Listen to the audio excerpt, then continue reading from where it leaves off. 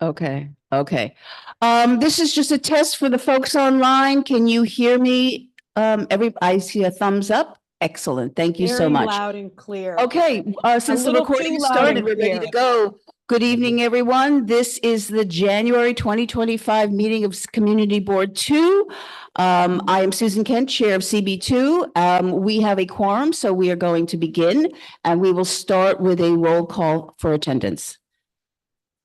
Evening, folks. All right, here we go. Susanna Aaron. William Benesh. Keen Berger. Carter Booth. I believe is online. Yep, got him online. I'm here outside the window. I can see you. I'll Thanks, be there Carter. momentarily. Katie Bonaro. Katie? Thanks, Katie. Anita Brandt is absent with notification. Amy Brenna. Rich Cacapolo. Ritu Chatri, I believe, is online. Yes. I'm Yep. remote. Thank you. Valerie De La Rosa. Here. Chris Dignas. Arturo Fernandez. Here. Mar Fitzgerald. 那你这就要赶快开了。 Stella 我已经 Fitzgerald, 开了。 I believe also online. Thank you, Stella. Cormac Flynn is absent with notification. Susan Gammy. David Gruber. Here online. Thank you, David. Juliet Kay. Zachary Kazaz is likely arriving late. Susan Kent. Present. Ryder Kessler. Janine Kiley. Ivy Kwan Ars is absent with notification. Patricia Laria. Janet Liff is absent with notification. Benjamin Listman. Ed Ma. I think I saw Here. him. Thank you, Ed. Matthew Metzger will also be arriving late. Erica Olson. Brian Pape. Donna Raftery. Online, about to walk in. Thanks, Anna. Lois Rakoff. Bo Riccobono. I don't see Bo. Ursula Sands. Shirley Secunda. Eddie Siegel. Here. Frederica Siegel. Here. I think online. Thank you. Emma Smith Yeah, here. by the way, this is Bo. Dr. I'm Shirley sorry. Smith. Can you hear me? Here. Oh, okay. Thank you. Hi, can you hear me? Chenault Spence. Here. Thanks, Chenault. Susan Wittenberg. Here online. Thanks, Susan. Anthony Wong is absent with notification. Eugene Yu. There you go. Thank you. And we do have a quorum. Hi, can you hear me? Thank you, Just- Emma. Hello. Before we start public session, I am going to call on the two electeds that we have present. I will ask Assemblymember Glick if she'd like to come up and address us. They don't have a microphone.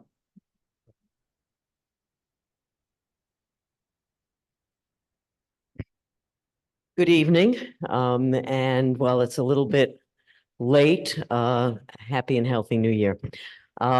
We started a little later than usual. Sometimes we start on January 2nd or 3rd in Albany, but this year, the calendar, we started a little bit later, I think the 8th, the 9th, which then meant the second week we're in the middle of the month. So it's a little bit of a whoosh. The governor gave her budget presentation Tuesday. Our Senate Finance and Assembly Ways and Means hearings will start next Monday. You can view them online. The list of which topics are also available online because they are by subject matter. So they're starting with agriculture and something else on Monday. My environmental hearing with energy is on Tuesday. And then it just goes on by subject matter for a couple of weeks. We're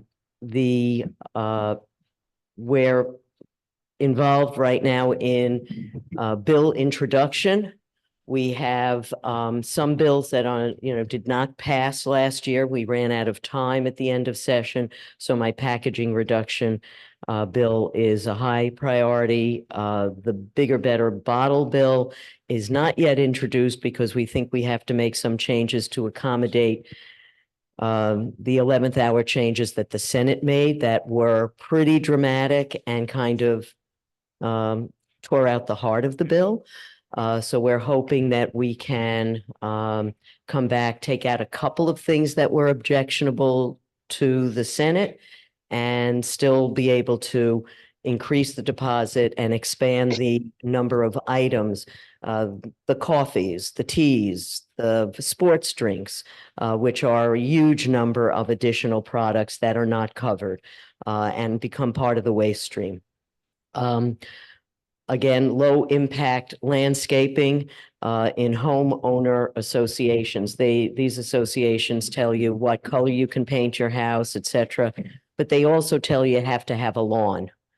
And lawns are dead spaces. And I think in the past you've seen material from us about the Homegrown National Park, which is an effort to put more native plants and provide habitat for insects which feed animals and regenerate nature.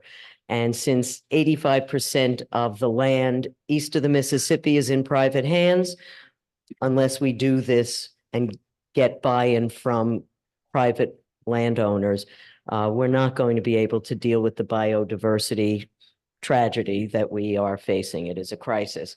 We also have a bill with Senator Kavanaugh to find a way to recycle e-bike batteries, which have a tendency to catch on fire in garbage trucks. So the folks who run recycling and waste management material really would like us to address this tomorrow. So that's an important bill. And we have a slew of other bills, some of which are in our board report and some of which are still in development. I would say that the obvious big issues that are facing us are the Gansevoort Square. We've had a number of presentations. The board members have had some presentations. It is important for us to ensure that we get more housing, but it has to be affordable. We have a lot of housing. A lot of housing has been built, but it's all luxury and people can't afford to live there. And it's changing the nature of not just this community, but many communities. And so I think it was probably 20 years ago that we started to see we lost housing on the east side so that somebody could have a McMansion. So 14 or 15 units, 28 people, I think, lost their homes so that a very lovely couple, and now they have their second child, could have their own 6-story building. That is a problem. So we want to see more affordable housing addressed, particularly when there is city or state-owned land. And the presentations are a little disingenuous when the EDC has said we're going to have 25% affordable housing and then we're going to have more. Well, they have to have 25% permanently affordable housing because they're using a state tax credit. So that's required. They have to do more than what's required. They have to reach a higher level and we've talked to them about the up to 50%. Well, we understand 100%. I think that's what we would like. I'm a realist and a pragmatist. I don't think that's going to happen, but the up to is unacceptable. That is, and at least there has to be at least 50% because their tax credit is giving them requiring 25%. So they're not doing much of a lift. And we've been through rezonings or developments where we've tried to meet the city halfway, and at the 11th hour, they pulled the rug out from under us. So we can't let that happen again. So I look forward to working with all of you. We certainly are going to be busy, and in Albany, probably 3 and 4 days a week for the next 2 months. February, March, and that will be the budget negotiations. So I'll stop there, take any questions. Questions? The floor is open. Ed, go ahead. I need a microphone. Oh, okay, there was a microphone. There should be a microphone up here? Or over there? Share. Hi, front row question, I guess. Does the state budget that the legislature is negotiating, considering increasing the share of the budget to the affordable housing funds that the state has at its disposal? We haven't had a full briefing. We'll get the analysis on Monday, which we could look at the budget, but the analysis gives us what was last year and what is this year. So without having, and it's hundreds and hundreds of pages. So the staff gives us that analysis. The governor has committed $1 billion to the city already through the City of Yes. And I believe that many of her proposals, based on what was said at the State of the State, which is sort of top line, indicated a lot of ways in which state dollars will go to support housing in different slices. But the budget is where it's really spelled out, and we'll be able to give a more complete report in a couple of weeks. Thank you. Marcia? I think it's on.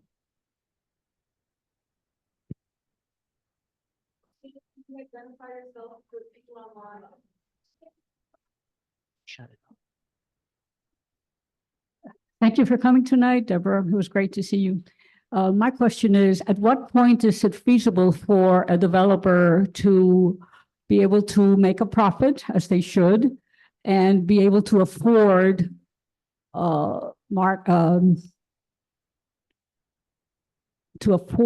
to supply low rents for tenants? What is the point that they will be able to put up a building, but yet make some profit and give the community what they want? Where is that cutoff?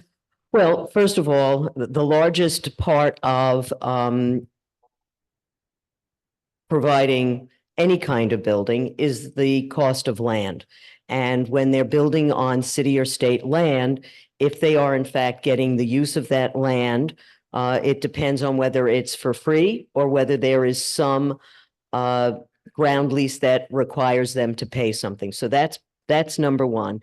And in many places, World Trade Center, the land was essentially free to the developer. So that's number one. So their determination of their development costs, you take a piece of that is the acquisition of land, comes out, and then it is a question of what is it going to cost to build, how big is it, and then there's a delta. So they're getting a tax credit, and the tax credit means that for 40 years they're not going to pay taxes on their profits.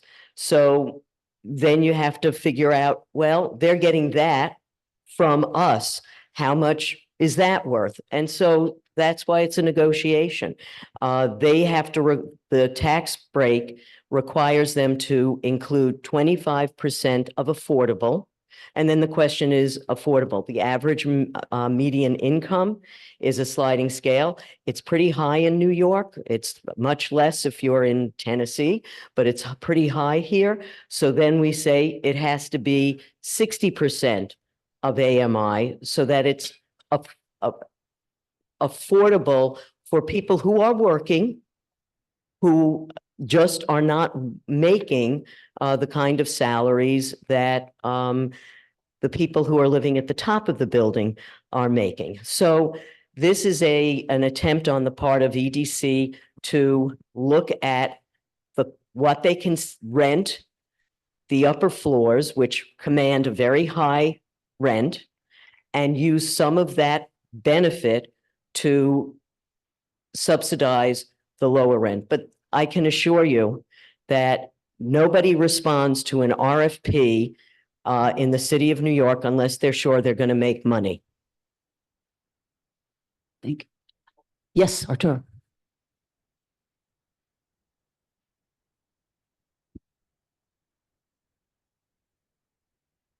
Thank you, Assemblymember Glick, for joining us. Arturo Fernandez, CB2 board member. My question is on the topic that you just mentioned about the 15 units being converted to a McMansion. Are you planning on any housing legislation this session to help slow down or prevent these types of conversions? We're seeing, especially in our district, a lot of multifamily units becoming single-family housing, multiple single-family housing buildings becoming one McMansion, and even residential properties being converted to commercial for commercial purposes. So given the state of housing, what kind of legislation are you thinking about to help with that? Well, I think we have to see what shakes out from City of Yes to some extent. I mean, the governor committed to close that deal, $1 billion of support for subsidizing housing.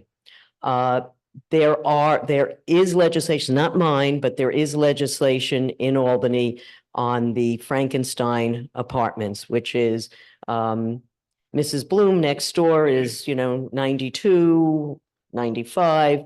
And so the person next door has got their eye on Mrs. Bloom's apartment, and the building owner is very happy not to rent that apartment, but to combine it. And so there is some legislation that would limit that ability. We have always allowed and I don't think this is going to change, taking back some space for personal family use. The question is, how much of that do you allow? And in the instance that I refer to, which was 20 years ago on East 3rd Street, it went to court, and the court allowed 14 units or 15 units to be taken for personal use. That seems excessive. If you have your own children who are going to move in, and in many instances, that was part of the requirement, but nobody ever followed up.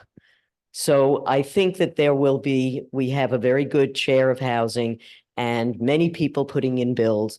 So I'm sure that we will have a few things that relate to trying to keep the availability. I mean, we have literally lost thousands of units. That has in fact changed the nature of certain streets, if not certain parts of our district. Thank you. Thank you.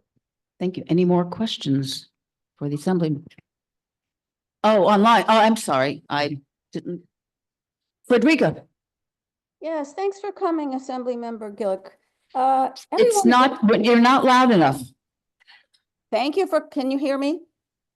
Yes. Yes. Okay. Thank you very much for coming, Assemblymember Glick. Everyone agrees with you that creating more affordable housing units is very important.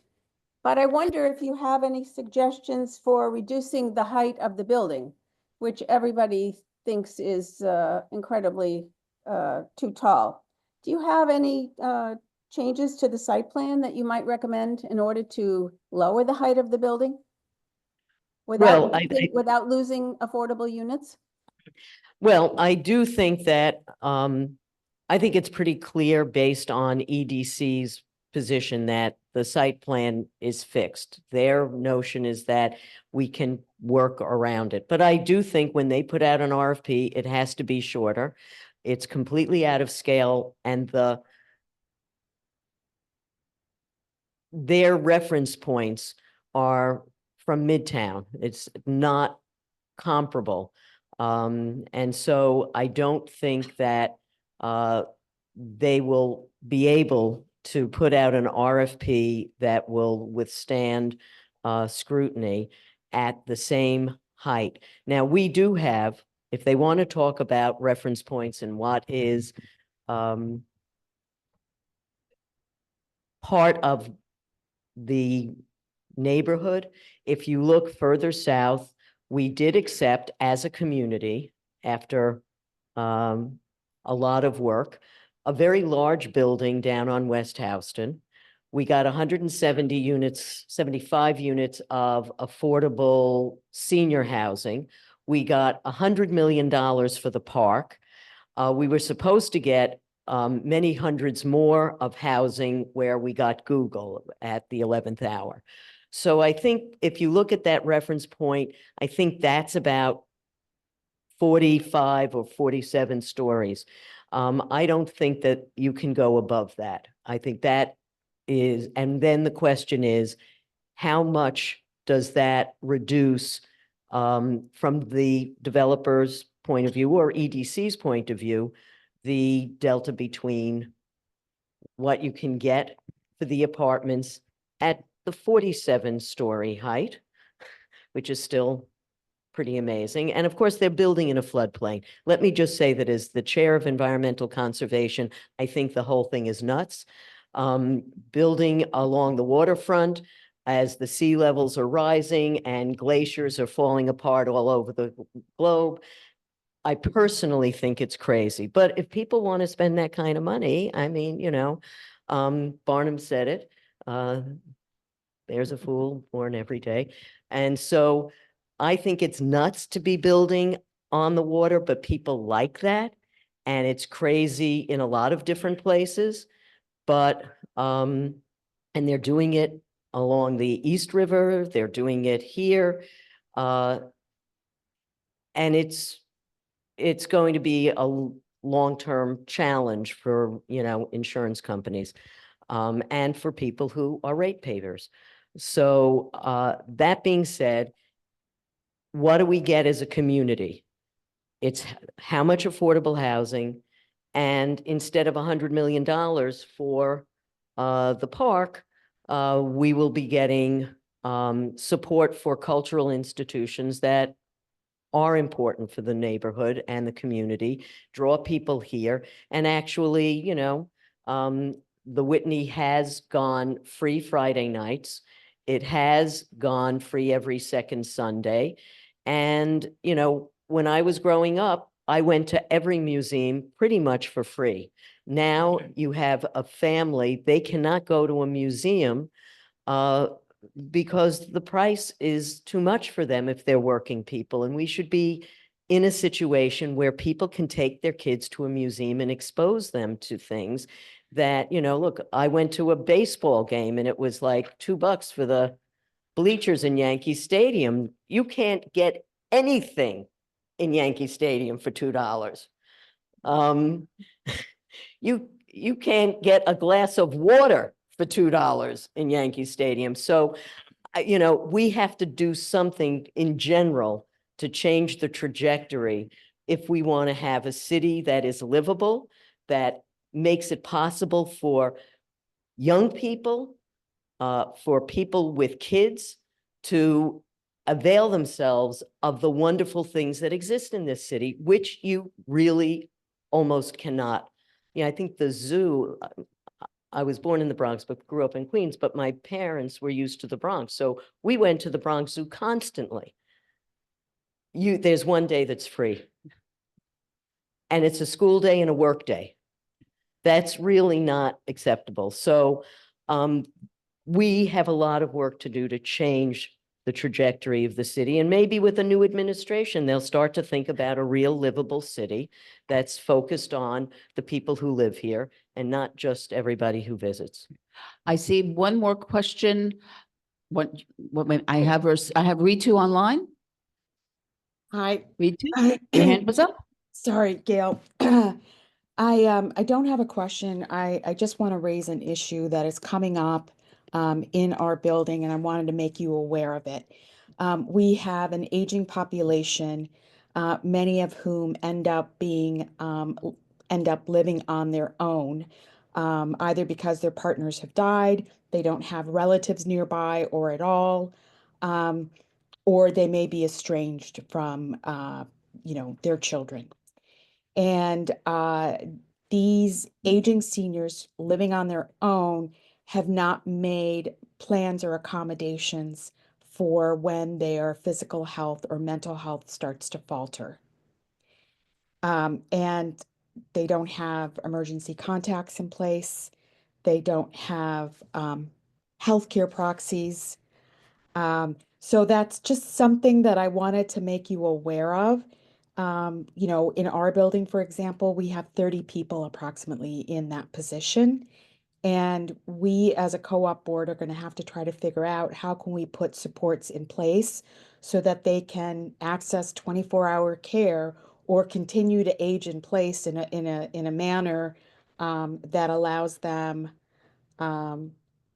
to control their finances or have their finances controlled properly, to have their health care, access their health care and have their health care controlled properly. So I just wanted to make you aware of that. I think that's a situation that is occurring in many buildings throughout our area with our aging population.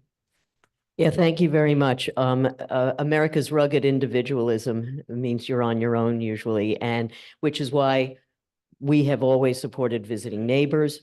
And we're lucky that we even have an organization like that. But you're quite right. People are not connected to services, and as they age in place, it can be difficult. And I think everybody sees somebody who's walking down the street and you just worry about them. Then we've had people in our building, certainly, that have been helped by their neighbors, but it isn't always the way you can count on it. But thank you, Ritu.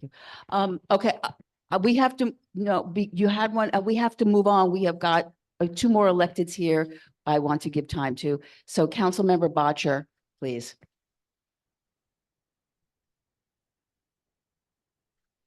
Hi, everyone. It's so great to see you all. Thanks so much for having me here tonight. I want to thank my elected colleagues, Assemblymember Glick and Senator Hoylman Siegel, as well as Borough President Mark Levine, for your support as we discuss the Gansevoort Square project.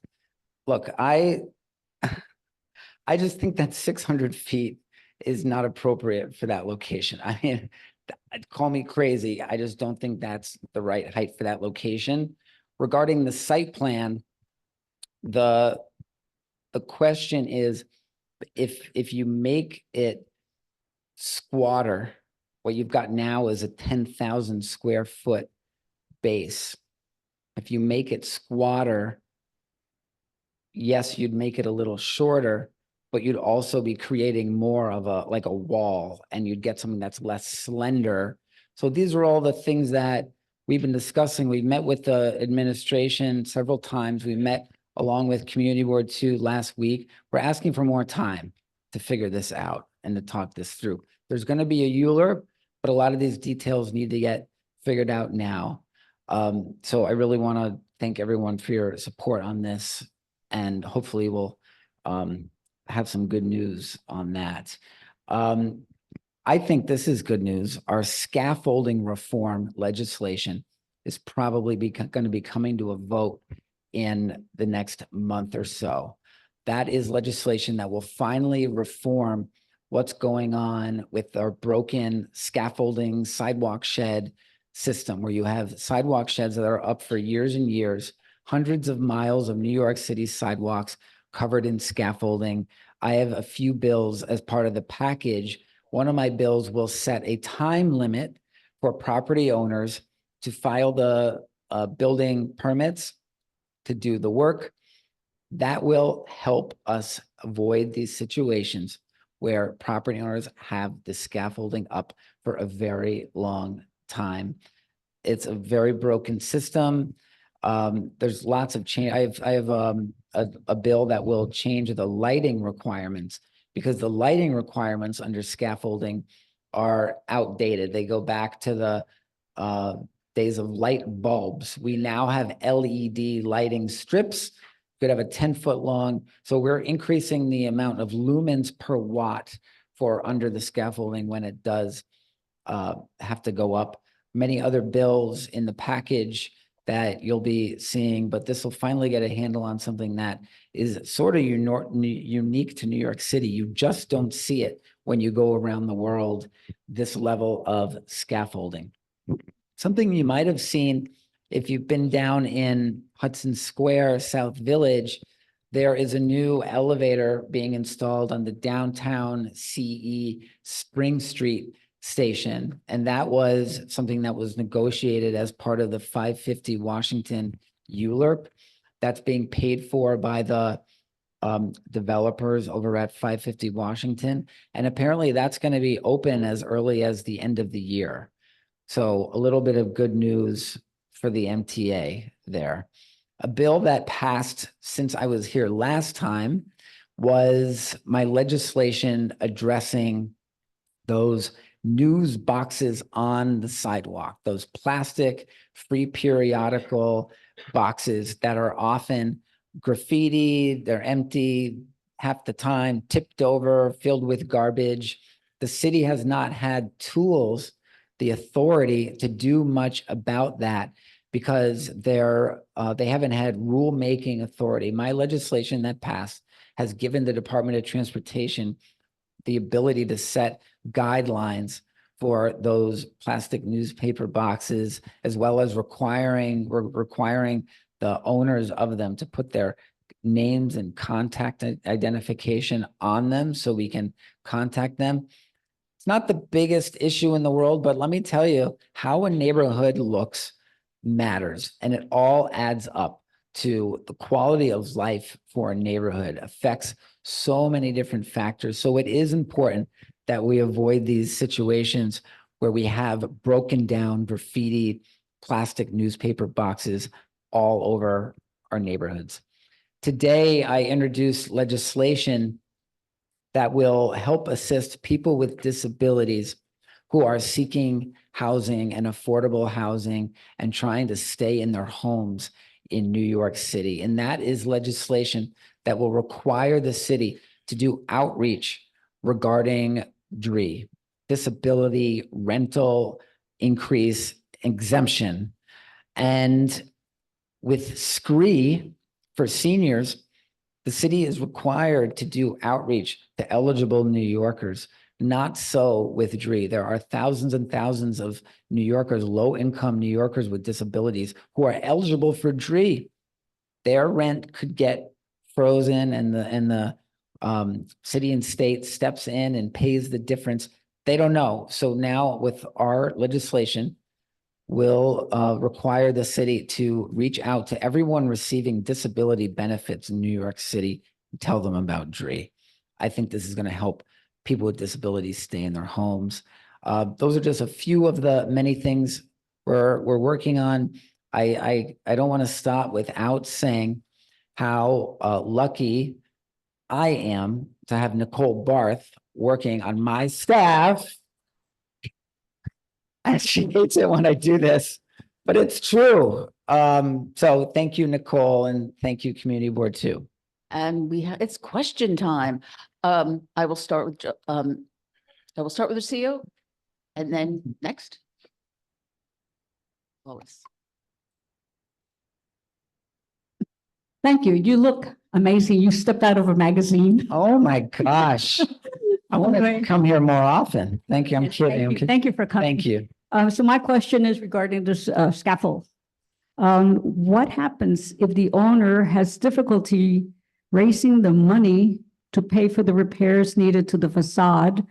Will the law take into consideration of a hardship situation a property owner may encounter in trying to fix the repairs? And I think many times when property owners keep the scaffolds up is because they don't have the money. Property owners will be able to apply for a waiver from the relevant agencies, Department of Buildings, if they have extenuating circumstances, which, by the way, in many, many instances, that's true. They might be in a dispute with a neighbor regarding access to their property to do the work. That's another piece that we need to fix that's being worked on, because sometimes you'll have a neighbor who's like, no, I'm not giving you access to my property, even though you need it to fix your facade. It's like, okay, I'll see you in court, 2 years. That's a broken part of this, but property owners will be able to apply for a waiver. And if there are true circumstances, they'll get more time, otherwise fines. Okay. Lois? Yes, how would a person apply for the program that you were talking about who has disabilities? Another piece of our legislation is to increase the accessibility of the application process and in multiple languages and other ways. But we do need more nonprofits and others to assist people with disabilities in filling these out.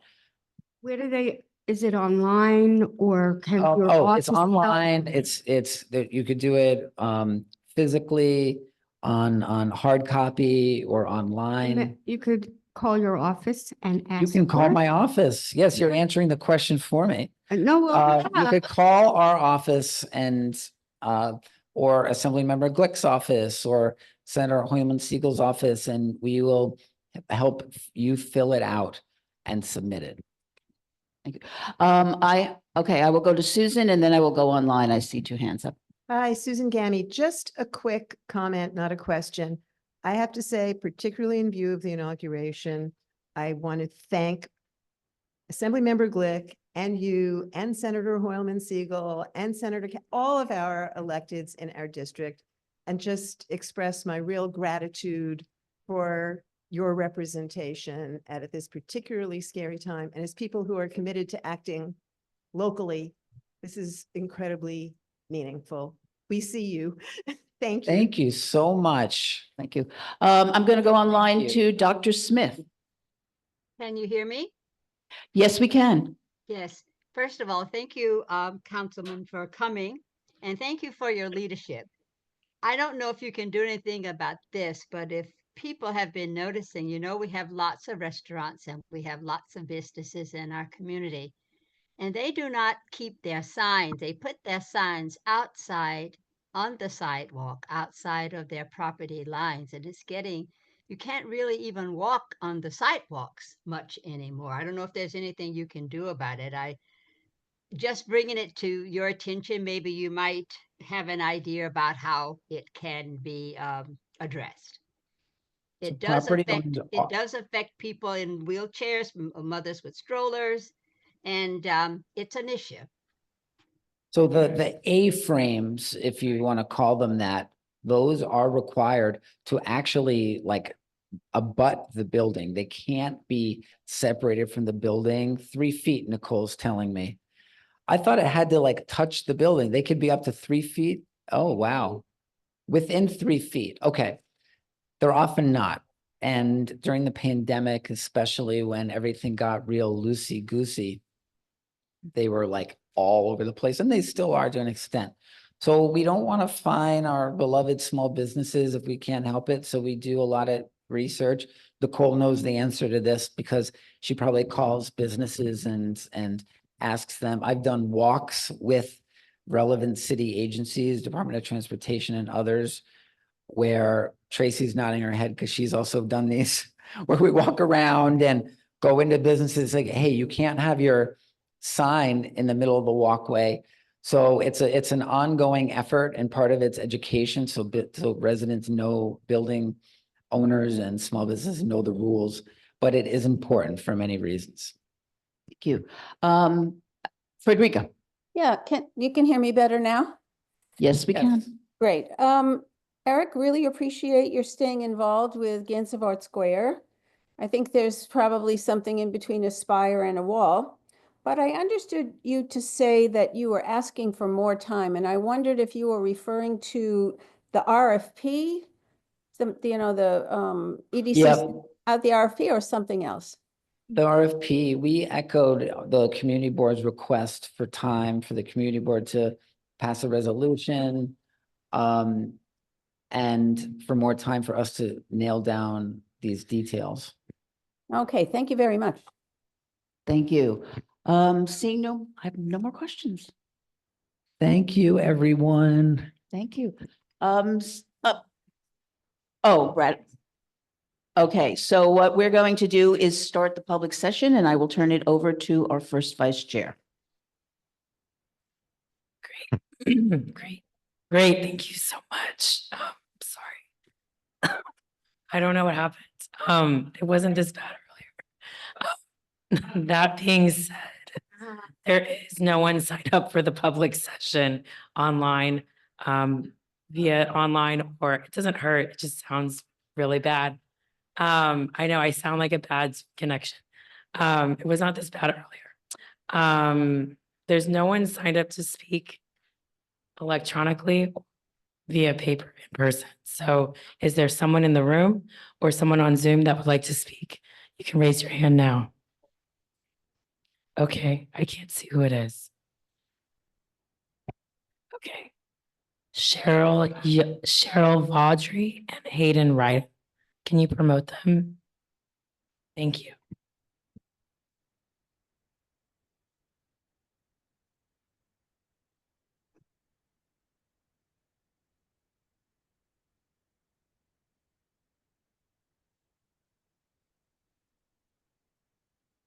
Who's coming on?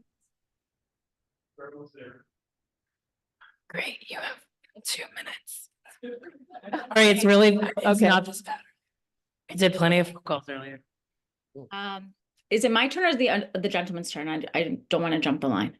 Please go ahead first. Oh, thank you so much. Okay, I don't have anything like formally prepared, but I'm here as well as my colleague Sean McAuliffe, who's here. We work at a nonprofit called Job Path, and we were fortunate enough to attend a meeting of all the community board members maybe 2 or 3 months ago, that is consistently organized by the Manhattan Borough President Levine's office. So they suggested we attend, and I find it really interesting, so I'm very happy to attend as well. So very quickly in brief, we work at a nonprofit. We work with adults with developmental disabilities, and we find them jobs, usually small part-time jobs. And so I'm attending this in the spirit of letting any and everyone know who either has a business or might know people and so on and so forth. The jobs can be, I always use the example of like an office that has like 3 or 4 dusty banker's boxes that have files that need to be scanned and nobody has time to do it. So they kind of sit in this purgatory. So we work with the individuals we work with, and they can come into an office and maybe twice a week, 3 hours at a time, they start scanning those files. And it's work that gets to be done, and it's not charity, and it's not traditional headcount typically. So it's not a huge sort of unexpected cost. That's so I don't know where I am on time. I feel like there's like a stopwatch behind me, but I really appreciate you guys letting me speak, and very appreciative to join and be able to share that. And if I can certainly put my email in the chat if that's okay as well. And please forward to the office any information you have that you would like us to share with the community. Oh, I'm very happy to do that. If there's someone specific at the office, should I reach out to? Yeah. I'd like to just volunteer that you contact me.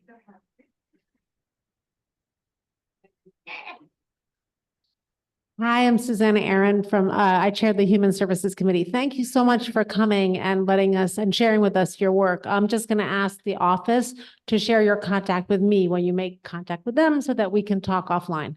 Thank you. Awesome. Yes, thank you. Great. Hayden Ryan. There we go. Yes, hello. My name is Hayden. I am the Director of Special Projects for Assemblymember Grace Lee. I apologize for not having volunteered sooner. I was a few minutes late to this meeting. I'd love to give a couple quick updates, if that's all right. Well, we will call on you when we call on the representatives for our other electeds. Oh, I'm jumping the gun. Okay, sorry about that. Is there anyone else who would like to speak besides me? We have a member of the public. Okay. Albert? There's a mic, another microphone there too. Thank you very much. Is this better? Great. My name is Alfred Fuente. I am a member of the community. And has anybody else noticed that they're no longer saying on the subways, if you see something, say something? Like that kind of stopped. Like, I think it's part of the reason that the police may have become overwhelmed and perhaps aren't addressing as many issues that we're all seeing on the subway. And I heard a lot of encouraging conversation tonight about, you know, the regulatory legislative fixes that we could use to address our housing inequality and the affordability crisis that we have here in New York City. But one of the things I feel that we didn't hear enough about and that I would encourage our electeds to talk a little bit more about would be the actual brick and mortar building that is the city and the state are taking on to actually build housing, right? Other than, you know, tax breaks, other than City of Yes, right? Like, I think that if the Gansevoort Square project, even if you were to build it just the way that they currently have an idea of doing, my understanding is that it's only 600 units, housing units, right? But I mean, we have issues where we need 100,000 people to be housed, right? And I hear the issues about McMansions and about the Frankenstein apartments and about you know, the other kind of smaller ball issues that are, you know, taking center stage rather than actually how can we as a community build more housing, right? Like if you look at I love it, and excuse me, it escapes me on the name right now on the east side, Sci-Town, right? I mean, it goes from 14th Street to 23rd Street, from First Avenue to Avenue C. That's a huge swath of land, right? And there just aren't that many places in the city of New York that have that many large swaths of land, right? In all 5 boroughs. But there's some that exist. And so I would encourage the city and the state, our elected officials, to really consider just building more and perhaps building out more transportation than focusing on, you know, the McMansions or the, you know, the combinations that are being done, because really what we need is just a lot more housing. Thank you. Thank you so much. Thanks. Yeah. Is there anyone else who would like to speak? With that, I'm going to turn it back over to our chair, Susan Kent. Okay, thank you. Has Brad, is Brad?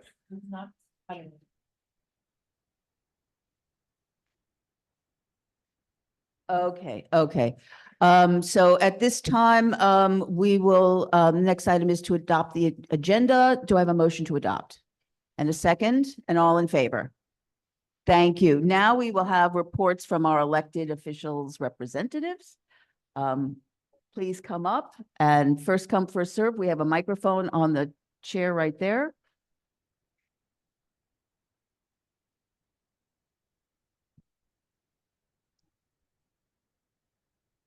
Good evening. My name is Evelyn Collado, and I'm the Manhattan Borough Director for New York City Comptroller Brad Lander. So as part of our office updates, I'm here to tell you a little bit about last year. We ended up with very great results on the pension fund investment front for the first time ever. And I'm on and representing the highest.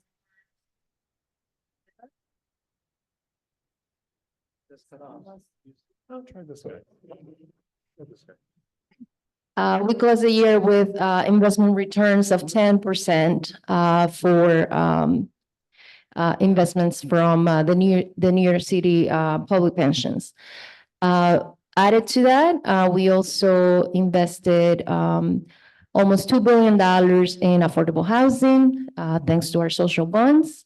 We did all of this while respecting our climate goals and also worker rights.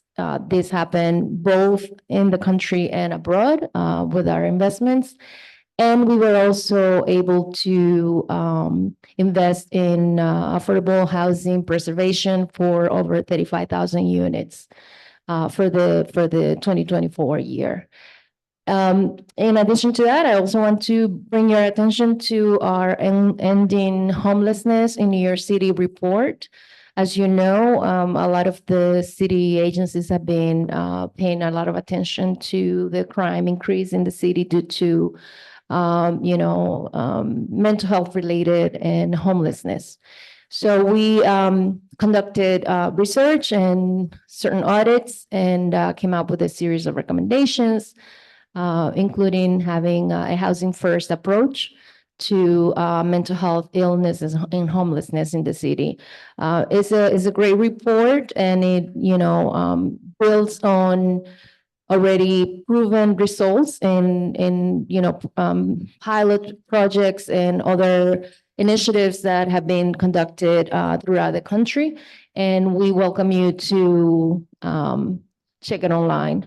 In addition to that, we will be celebrating our I do have to ask you to wrap it up. I'm so sorry. oh, it's okay. That's fine. But if you want to reach out to me, at ecollad@comptroller.nyc.gov. Thank you.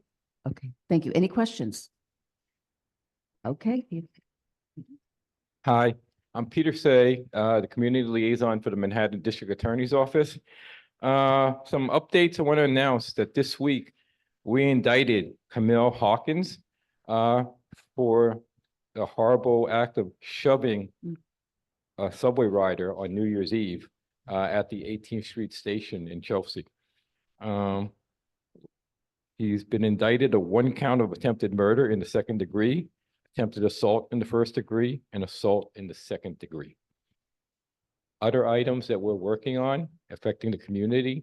We're working with the mayor, the deputy mayor's office of public safety on a, it's called the Village Task Force to try and help with quality of life crimes.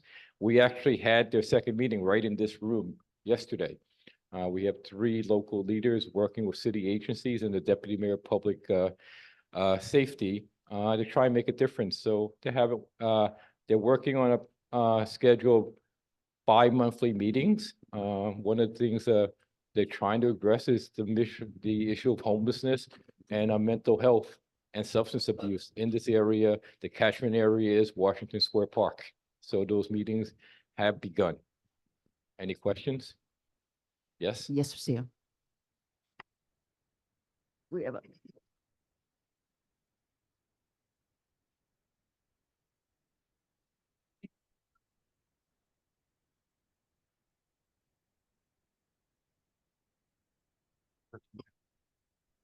Thank you for coming.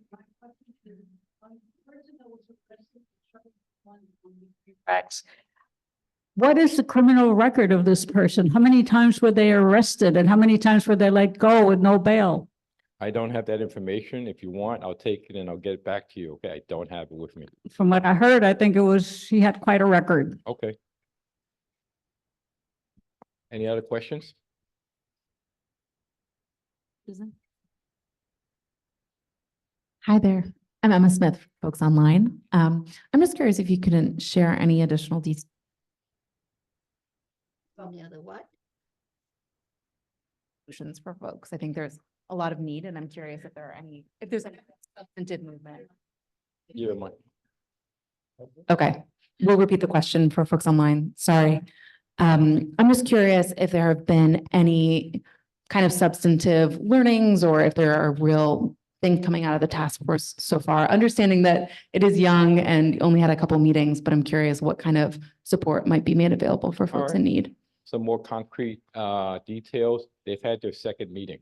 All right, Understood. First meeting was a kickoff meeting. Yeah. 2nd meeting, the co-chairs were getting introduced to the various city agencies that are being pulled in by the deputy mayor. And they've established boundaries. They've also want to establish, what would I say? Tangible goals so that they can come back and report. So the co-chairs, I think I mentioned before, are very interested in bringing it back to the community. Okay, some of them I can talk offline with you. They will be communicating with the community, so Awesome. you can get updates from them. Great, thank you. Any other questions? I don't see any more hands. I think that's it. Thank you, Peter. Biani. Hello, my name is Biani Rodriguez and I am from the office of Councilmember Carolina Rivera. I know it's a little late, but Happy New Year. We had an amazing holiday season. We organized a toy distribution and we were able to support over 100 families, giving them toys and treats for the holidays. So that was a very cute and fun event. I also wanted to announce that the Jacob Day residence was considered for a landmark designation at a city council hearing. And for those of you who don't know where the Jacob Day residence is located, it is at 50 West 13th Street. So it's nearby. And lastly, I wanted to share that Councilmember Rivera presented a proclamation to former Councilmember Carol Greatser to celebrate her 105th birthday. For those of you who are not familiar with the former council member, she used to represent Council District 2 back in the 1960s, I believe. And she made history as the first female council member in all of Manhattan. She was known to be an advocate for civil rights, women's rights, historic preservation, and LGBTQIA equality. So another fun fact is that her and the council member are birthday twins, so they got to celebrate their birthdays together. Yeah, and lastly, it is budget season, so don't forget to contact your elected officials and let your priorities be known. Thank you. Thank you. Okay, Lois. I was at the birthday party for Carol Greitzer, and I didn't get a chance to get over to Carlina. So could you please say that Lois Rakoff was at the party and I couldn't get, close enough, and we all appreciated the proclamation. Thank you. I heard it was a good party. Thank you. I don't see any more hands and there's no one online. So thank you. Thank you, Biani. Sure. Hi, everyone. My name is Sharif Krabti. I'm with State Senator Brian Kavanaugh's office. I'm a community affairs liaison.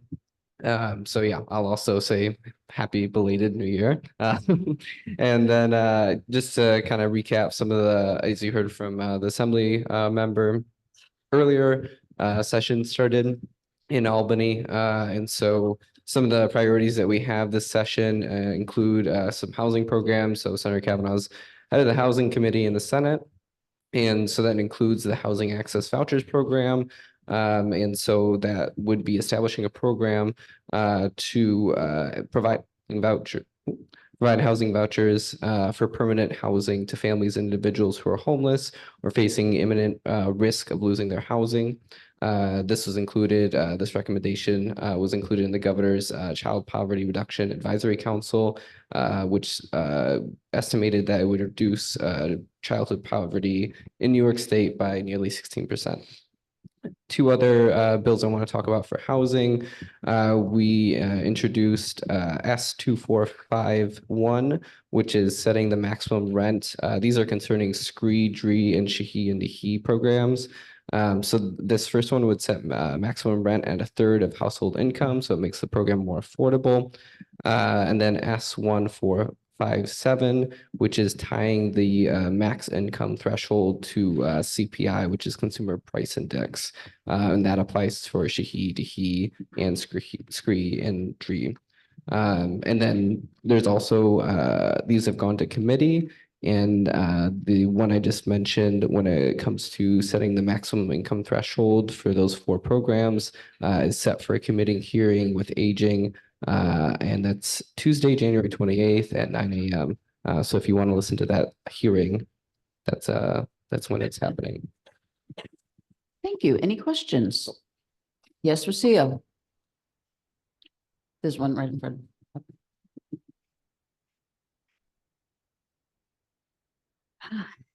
Does the senator foresee in the future means testing for rent regulated tenants when the rent paid is less than what a property owner has to spend to maintain an apartment, otherwise known as a property owner subsidizing a tenant who could be very rich, even more rich than the property owner themselves. Yeah, I don't know what the senator's position is on that. I don't know if there's any active legislation around that, but I'm happy to follow up with you too. I think I gave you my card at the last meeting, so if you want to shoot me an email about that, happy to do that. Yeah, you might want to bring it up with him because this is a real problem that many property owners face. Okay, great. Thank you. I also, I did have just very quick, a couple more things. Sorry, I was flipping my page. I'm just gonna ask. You actually have 30 seconds left. so. Okay, thank you. Okay, so I'm just gonna say that we also introduced a bill or actually we're just reporting out on the FDA's ban on red dye number 3. We're also introducing legislation this session around trying to take out additives that are potentially harmful in foods. And then I'll also just add that we have upcoming Lunar New Year celebrations. The big one that I'm going to talk about is Sunday, February 9th. It's with Assemblymember Harvey Epstein, 2 to 4 p.m. at Trinity Church. So if you are available that day, please come out. I know it's not in the CB, but that's something that we're looking forward to. Thank you. Okay, Connor is next. Hi, everyone. Connor Allerton from Councilmember Marte's office. I'm not going to wish you a Happy New Year because it's too late for that. No, just kidding. Happy New Year. So in terms of legislation, not a ton of updates right now. We're working on some things that I can update on with you next month, but I've mentioned this bill before, our OTC bill, which requires businesses to take OTC cards, which help seniors and people with disabilities paying for things like groceries and medication. It requires businesses to take these and as well as doing outreach to those businesses about what it does. We're expecting to schedule a hearing for next month on that bill, so we're very excited for that. We will be announcing that hearing date once it's finalized, and we encourage everyone to testify and support if you would like to. Also, I just wanted to mention, we've been getting a lot of calls about this Airbnb bill, Intro 1107, that would undo restrictions in Airbnbs in the city. And I just want to reinforce that the council member is very opposed to that legislation. We don't think we should be using what could be permanent housing for Airbnbs. So we've been getting a lot of calls. I think there's been a lot of organizing in opposition to that bill, which is very exciting, but I just want to reinforce that opposition here. The budget season has started, so discretionary funding our application period is now open for nonprofits to apply for discretionary funding through our office. So we just encourage everyone to check out the page we have on fiscal year 2026 on our website. We have a mandatory form that you have to fill out in addition to the regular application materials. And our budget director, Andy, is happy to take any questions that anyone might have about the process. So you can reach out to them by emailing them or calling our office. And then finally, we're also just giving a heads up about our upcoming Black History Month event. It's our second annual celebration at the African Burial Ground National Monument. It's coming up on February 22nd. We're co-sponsoring with Assemblymember Charles Fall, as well as District Leader Mariama James.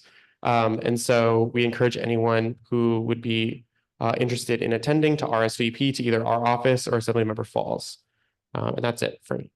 Thank you, Connor. Any questions? Janine?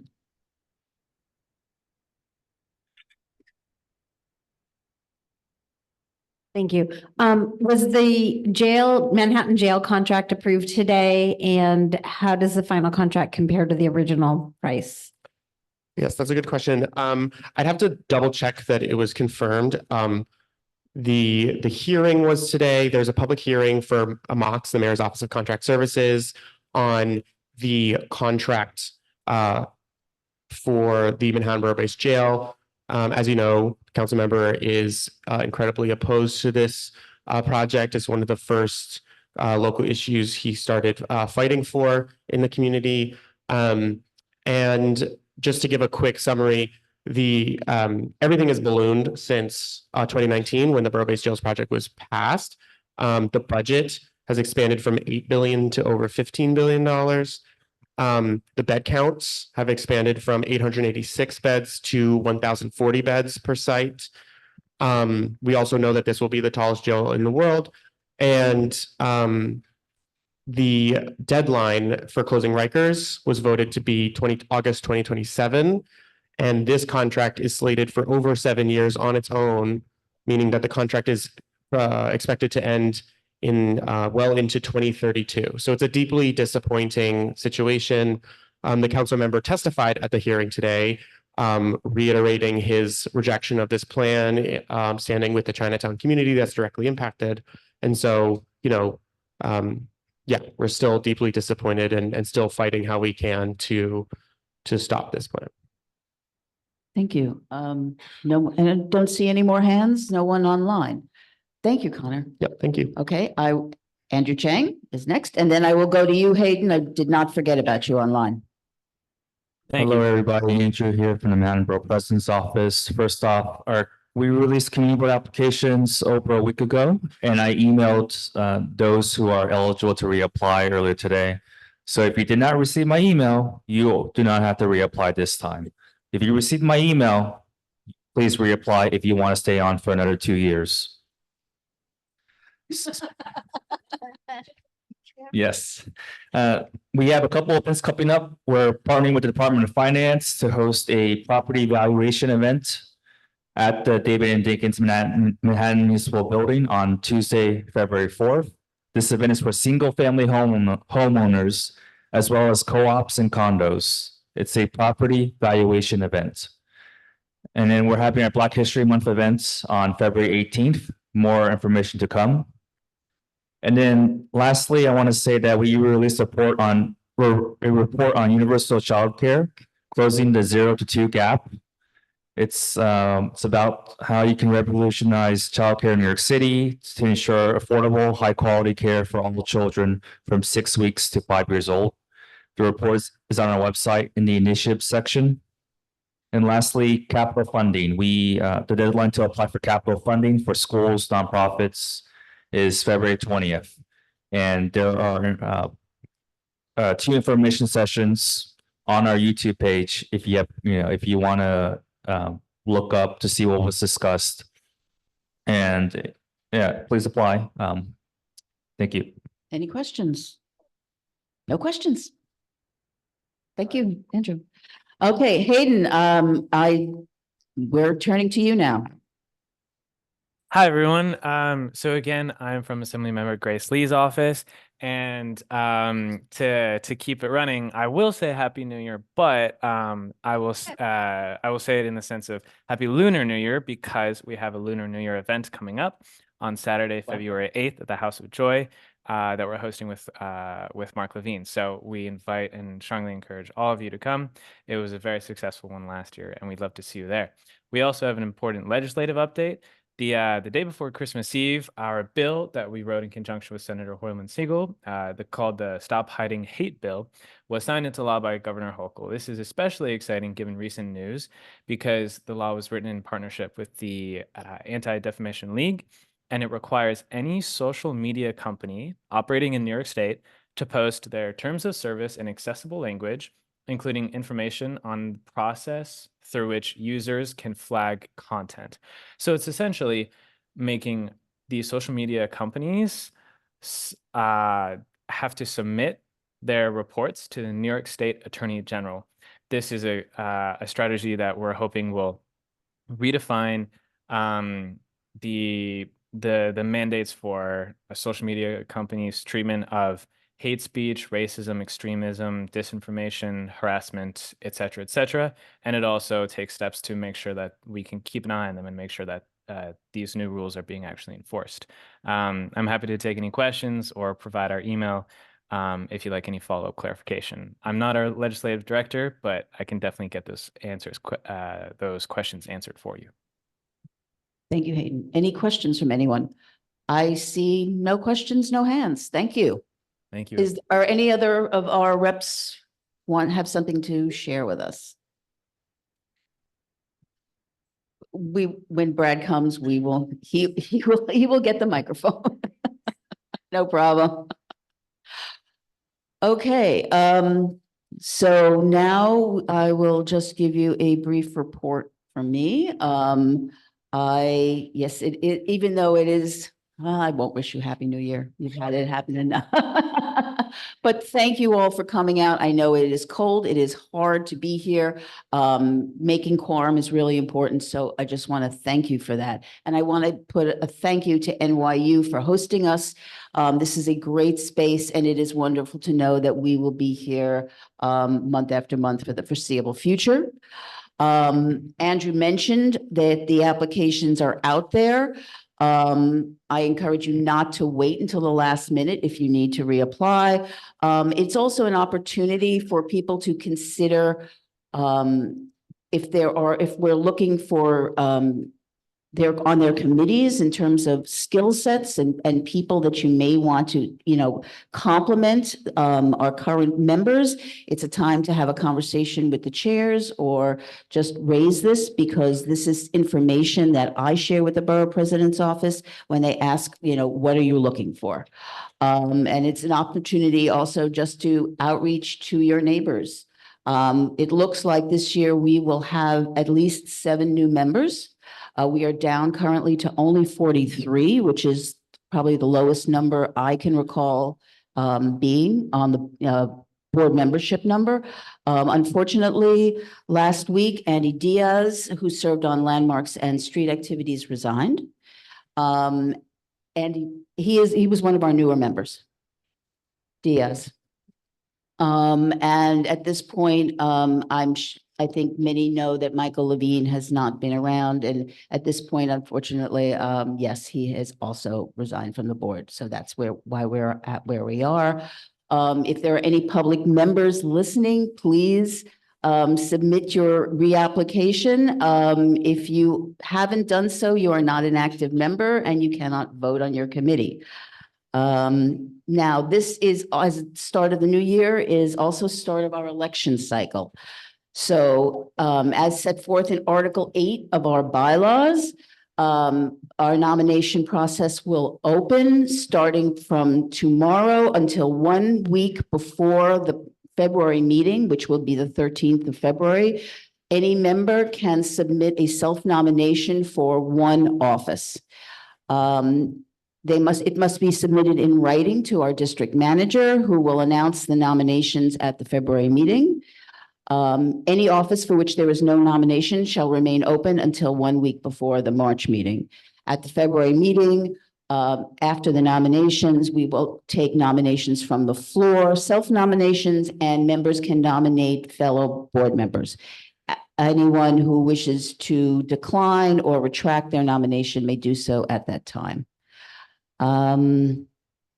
Once you have, if you nominate yourself, you can submit a statement for distribution to the board. These will be just collected and distributed as a package prior to the March meeting.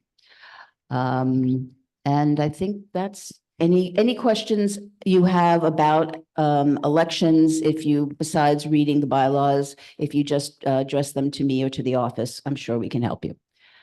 And that's it for me. Mark?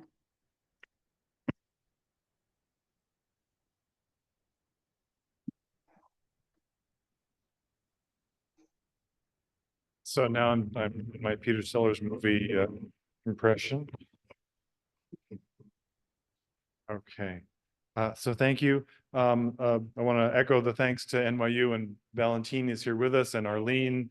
So thank you very much. It's really terrific being in this space.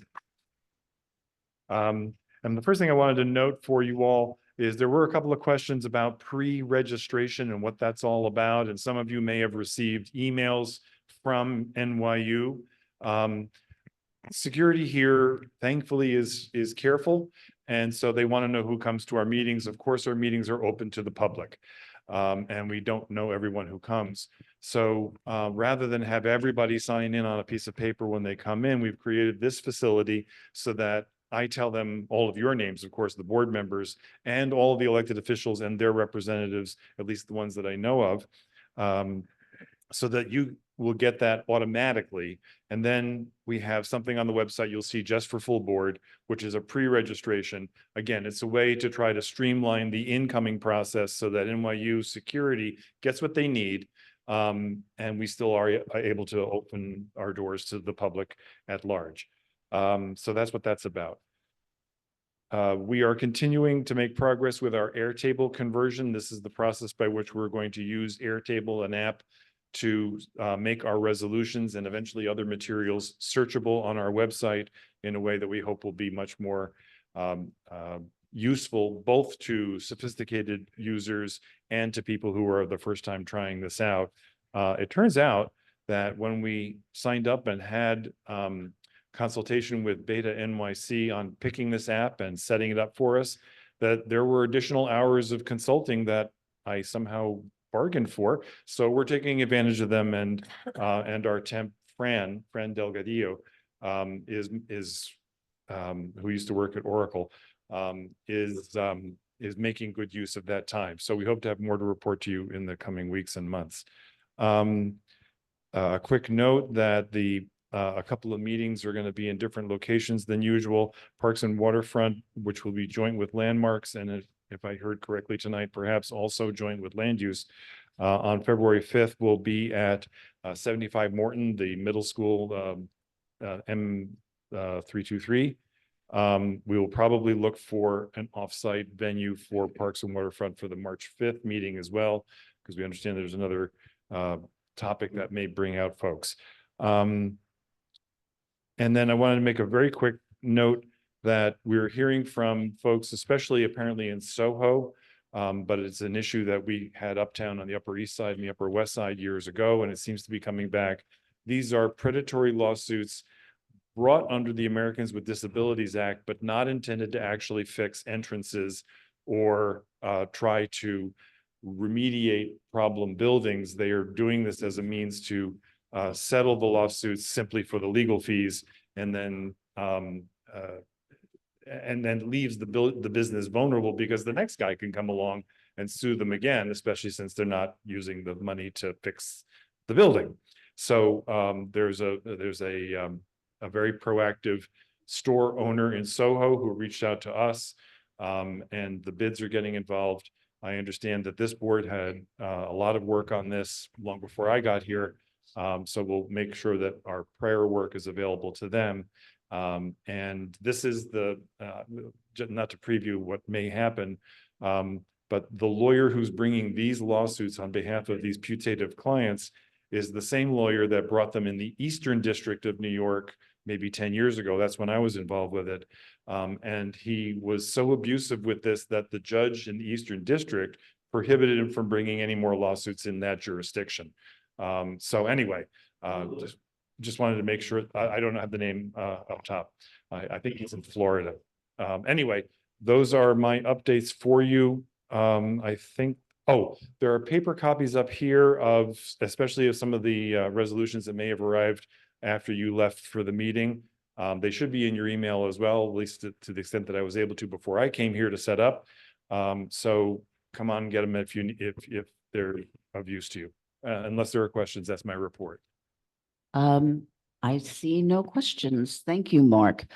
Okay, at this point, this is the end of the public session. So at this point, we will consider the December full board minutes. Does anybody have any questions about them? Any changes, any edits of any kind? If not, I will take a motion to approve the December minutes. And a second, and all in favor. Thank you very much. Okay, now we're in business session. We will do another roll call.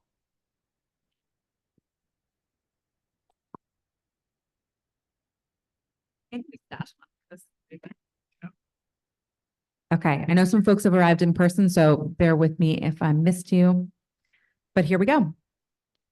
Susanna Aaron, William Benesh, Keen Berger, Carter Booth, Katie Bordenaro, Amy Brenna, Rich Kakapolo, Ritu Chatri. I see you up there, Ritu. Sorry about that. I was muted. You're good. Valerie De La Rosa. Yeah. We got you. Chris Dignas, Arturo Fernandez, Mara Fitzgerald, Stella Fitzgerald. Yeah. Thank you. Susan Gammy, David Gruber. Present. Thank you. Juliet Kay, Zachary Kazaz, Susan Kent, Here. Ryder Kessler, Janine Kiley, Here. Patricia Laria, Benjamin Listman, Here. Ed Ma. Here. Thank you. Matthew Metzger. On Zoom and in person shortly. Thank you. Erica Olson, Brian Pape, Donna Raftery. Got you down. Lois Rakoff, Bo Riccobono. Here. Thank you. Lucia Sands, Shirley Secunda, Edward Siegel, Frederica Siegel, I believe is Here. on Zoom. Irving Thank you. Emma Smith, present. Dr. Shirley Smith. Present. Thank you. Chenault Spence. Here. Thank you. Susan Wittenberg. Here. Thank you. And Eugene Yu. Here. Thanks all. Thank you. Okay, now we're turning to resolutions from our standing committees. Since the first one is out of executive, I will have our first vice chair, service chair, while I present this. This resolution is, this is coming out of executive because it is in response to a meeting that was attended by our land use chair, vice chair, our chair emeritus, and myself. We were invited to meet with, let's see, we had representatives from City Hall, from EDC, from Parks, the Whitney, the Highline Meat Market Co-op, and our electeds, including Assembly Member Glick, Councilmember Botcher, Senator Hoylman Siegel, and a representative from Congressman Goldman. This was basically done to respond to our December resolution. This meeting followed one that was held the previous week, to which we were not invited, but our electeds and their representatives were. Therefore, in response to the response that was given to us, we prepared, those of us who attended decided to prepare this draft and submit it to the executive committee for their consideration. It is, it is what it is. And if there's anything either Eugene or Katie or Janine would like to add to that, please. If not, I will open up the floor for discussion and any comments or questions. Wow. Okay, since there is, I'm sorry, Dr. Smith has her hand up, please. Yeah, I was actually distracted for a client sent something in. I was reading. I'm sorry, we're having a hard time hearing you. I said can you hear me now? Yes. I was actually distracted as I was saying, and didn't hear everything you were saying. How are the people selected again? Can you tell me that? You mean the people who attended? That We were had the land invited, use that chair, were the vice invited, chair, that were myself. invited. Yeah. Yeah. Okay. Any other questions? I'm sorry. If not, I will, we will vote. All those in favor? Aye. Opposed? Okay, we have several hands up. And if y'all wouldn't mind just keeping it up until I've got you, that would be great. Okay, I have Ed Siegel, I have Chris Dignas, I have Rocio Sands, and I have Ryder Kessler. And I'm sorry, and Ben Listman. I'm a no too, please. And thank you. Matt Metzger. Okay, I'm just going to read back. Chris, Eddie, Rocio, Ben, Ryder, Matt. Great. Thanks, folks. Any abstentions? Any recusals? Thank you. Okay. Next is landmarks. Thank you. If there's no objection, I'll do a good deal of summarizing. Some things are long and complicated and rather technical. I'll give the sort of effect. 12 Minetta Lane, which has a frontage on 122 West 3rd Street. It's the Minetta Garage that people know. Applications to repurpose an existing 4-story garage as a residential building with ground level retail, construct recessed 2-story rooftop addition, insert interior courtyards for residential use, restore both the building, West 3rd and Minetta Lane facades, install storefront infill within the existing garage door openings. Note that it's important later. And construct new window and entry openings at the Minetta Lane facade. In summary, from the West 3rd Street, the much larger facade, the building itself is to be restored, the brickwork. At the ground level, it's essentially demolishing it and making new, less large openings than are there, and numbers of them in a not terribly symmetrical pattern in order to have retail, a residential entrance, and a garage entrance and a service door. At the roof, is the addition, which is visible from a number of points of view, most particularly right along 6th Avenue and the ends of the street toward that. And then farther south. The courtyard that's mentioned involves cutting off the back of the larger building on 3rd Street to make a space between it and what was an addition as a carriage house, or carriage garage, whatever you call a place to keep a carriage, and many of them. And that comes later. The separate building addition on Minetta Lane, excuse me, is at the junction of Minetta Lane and Minetta Street, and it's to have the facade restored, considerable alterations to the fenestration, and again, of highly visible rooftop addition.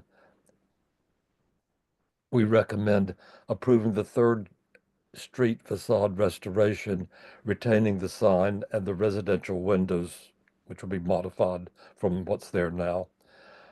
Denial of essentially the demolition of the ground floor and the assortment of modern fittings.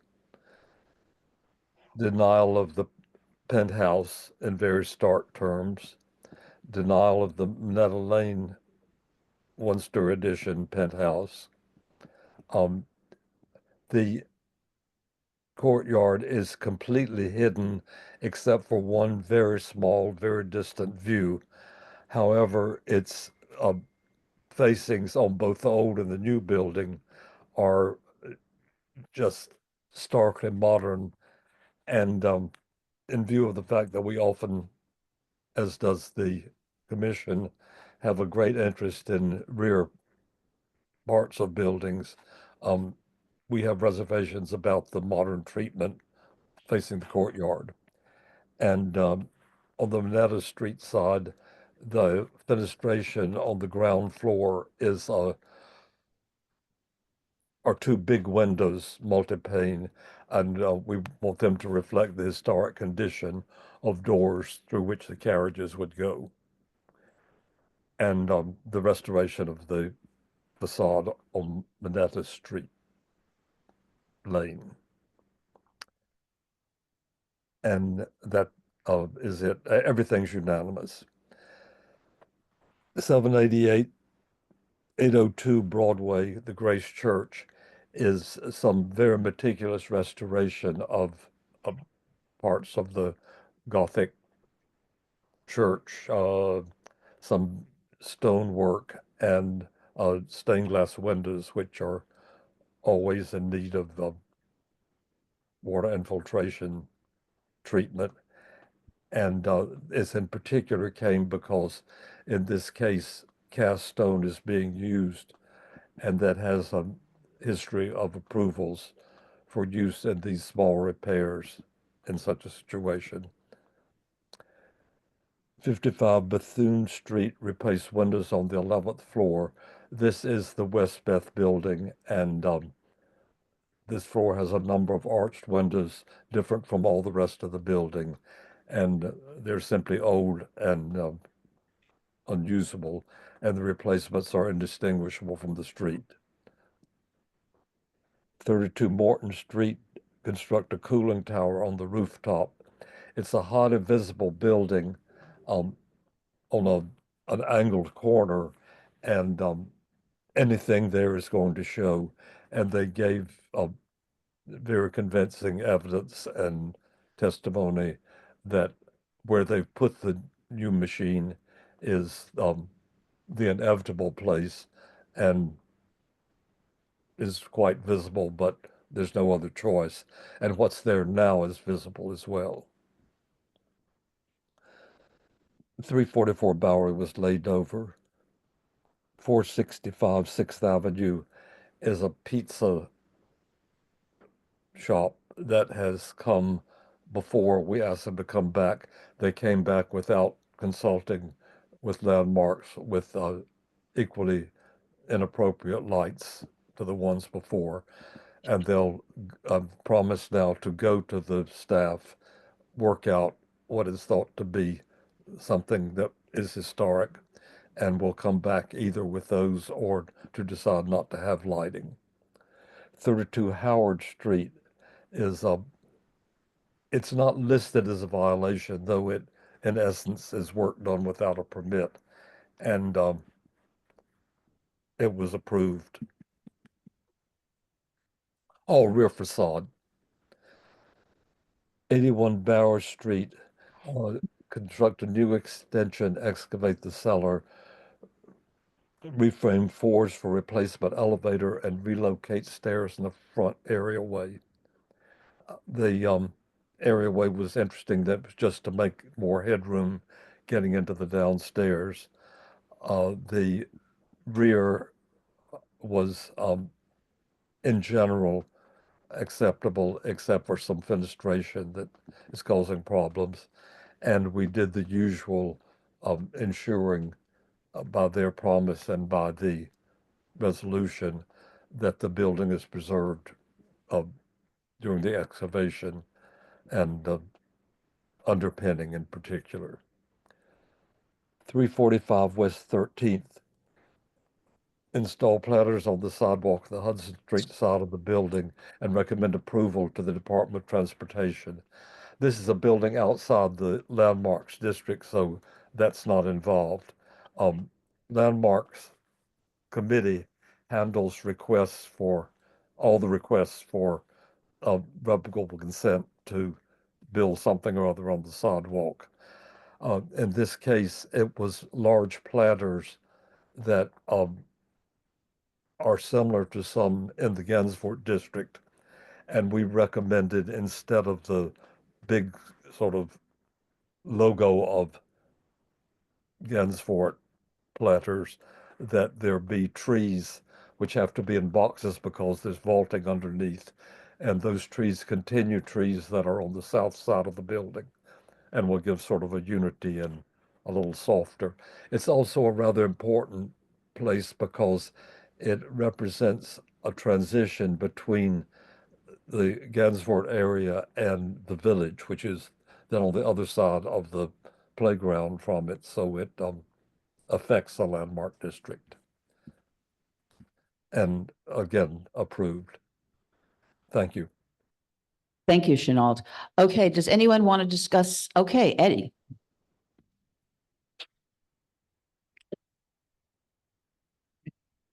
With the very first application, can you explain more about the additional housing? Is it net new? How many units were proposed as part of this application, and how much would these denials affect that? I don't know the number of units. That's not generally part of a landmarks application. And what was the other part of the question? I'm trying to understand if these denials would affect how much housing it would affect, with this project being They denied. only affect again, the penthouse. It appears that it's 2 stories, perhaps on top of what's under it, that we don't know. It would not change the number of units. I believe it would only change the size of the units. Okay, so it would just be one mega penthouse rather than, say, 3 additional things or something. I think So Susan I has, think has probably, clarification. I'm just sorry. from looking at the rendering of it, that it would be a 1-story penthouse instead of a 2-story penthouse of however many units there are in that rather long penthouse area. Also, just to clarify, we didn't recommend a denial of the project. Au contraire, we commended the fact that it was being used as housing rather than as a garage. So there was not a denial of this. There was a denial of the size of the highly visible rooftop addition. Okay, Frederica has her hand up. That's my favorite pizzeria, 465 Sixth Avenue. I wonder why the lighting fixture is so important when the whole building is just glass from floor to ceiling on 2 sides. How did the redesign of the building get approved?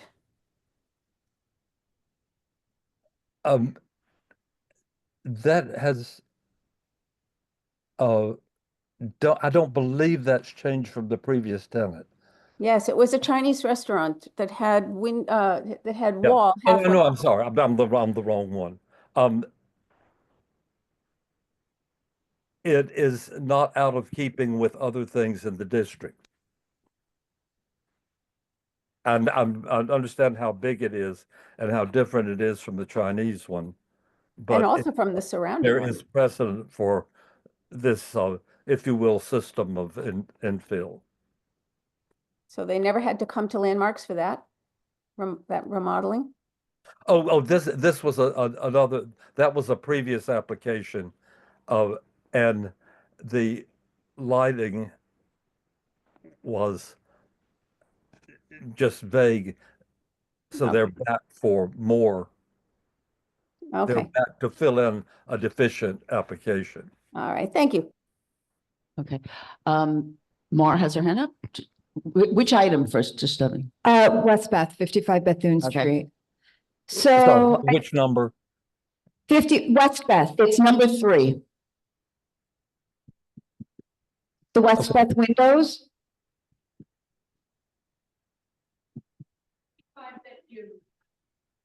Is it number 3 Bethune Street? Yes, it is number 3. Yeah, yes.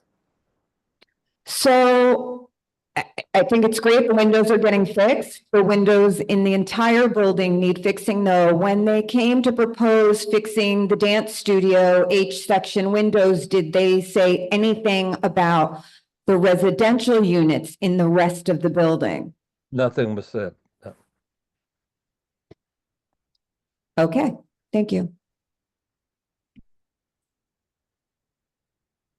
Any more questions on or discussion of any of those items? Right now, we have 1 through 4 and 6 through 9.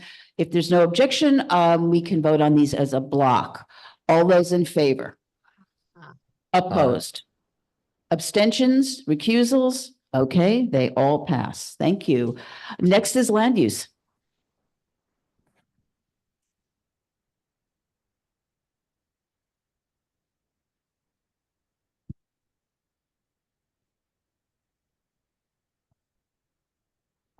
Thank you. Land use, we had 2 items that had resolutions at the at the scheduled meeting. The first was for 214, 218, I'm sorry. So the first was for, sorry, 246 Spring. yes, I have them out of order. Yes, the first was for 246 Spring Street. This is for an open air cafe on the site of the Dominic Hotel, which opened in 2010 as the Trump Soho.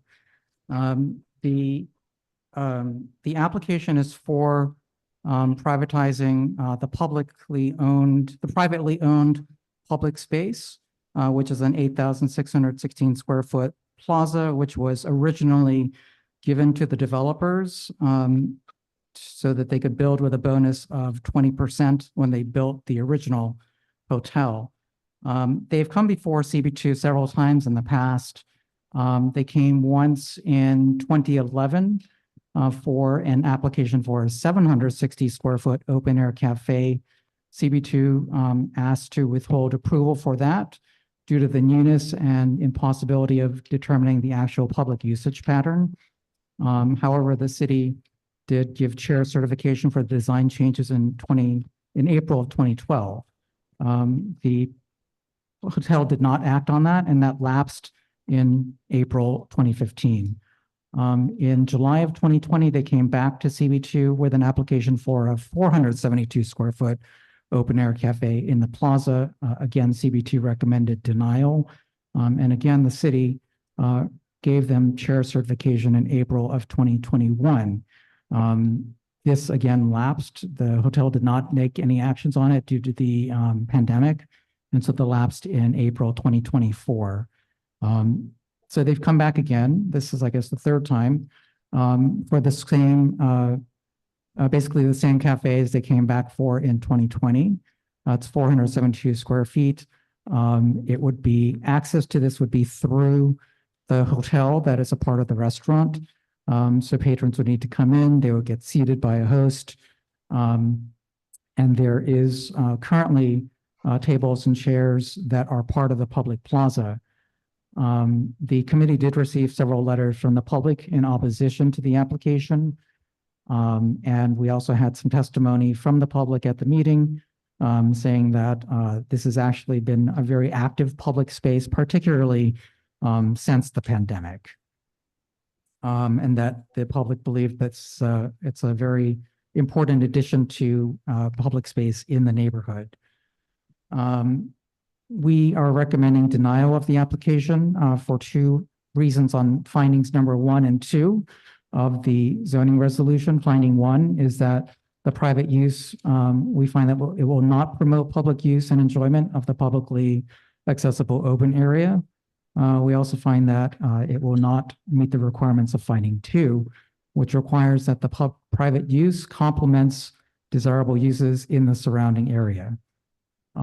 We also recommend preservation of the privately owned public space because it was created as part of an original deal that allowed the developers to build several additional floors on this hotel. Since the pandemic, we are realizing the importance of outdoor public space. And we find that that would be diminished if chair certification would be granted for this application. There were 10 in favor, 0 opposed, 1 abstention, and 0 recusals. The second resolution was for 214, 218 West Howson Street, which is the West Village Rehabilitation and Nursing Center. This was formerly known as the Village Care of New York. This provides important rehabilitation services in our neighborhood. And the application is to amend a previously granted variance so that they can expand their healthcare facility. They have purchased an additional lot on Downing Street, which is 50 to 58 Downing Street, which is a single family townhome. And through a renovation, they would be able to accommodate an additional 20 beds, which would be well needed in the district. We recommended granting this variance. We welcome the additional and sorely needed rehabilitation and nursing care beds in the district. And we also encourage the applicant to be attentive to creating a facade which reflects the nature of the street. This is not within a historic district. However, they are volunteering to keep the facade of the townhouse that's being replaced in order to maintain the, a nod to what was there. There were 10 in favor, 1 opposed, 0 abstentions, and 0 recusals. Thank you, Eugene. Does anyone wish to discuss either of those 2 resolutions? I see no hands, so we will take those. Yes.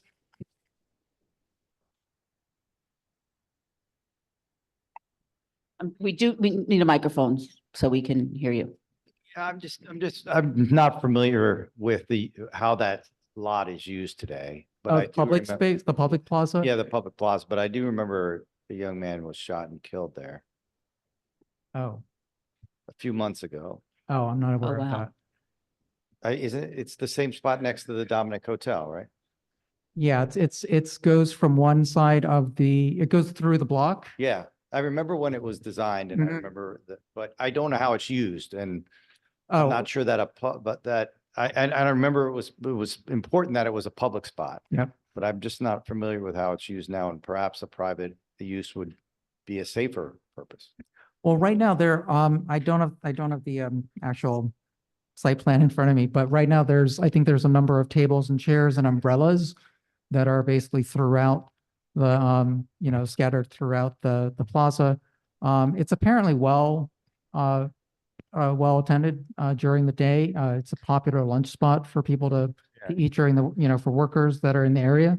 And even after hours, apparently it's still well, well used. Darlene Lutz from the neighborhood, who lives right near there, testified that, she passes by it every day and it's occupied by a lot of the public. I wasn't aware of the shooting. Ed, you had your hand up. Awesome. It's floating somewhere. I'm kind of inclined to vote no on the first one. With an 8,500 square foot space, it doesn't seem like a 500-foot cafe would monopolize much of that space.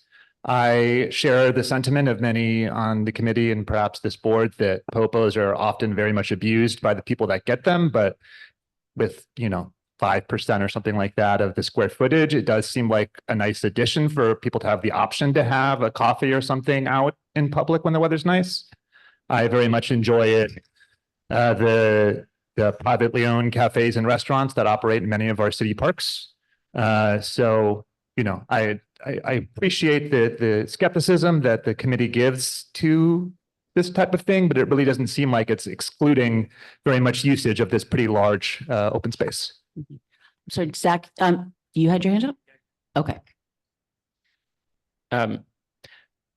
Well said comment. I would respectfully disagree though, because the New York Times, I think post-COVID did an analysis of the public plazas in New York and found that a really large percentage of them were in fact closed by buildings illegally.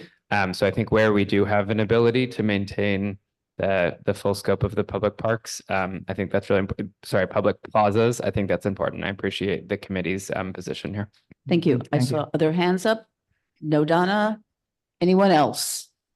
Okay, I will call on David and then I will call on Arthur. Yes, David, you're next. I just want to make a comment about 5% doesn't seem like a lot, but the way it was designed, they really had privatized it where they wanted you to go through the restaurant to get to the cafe.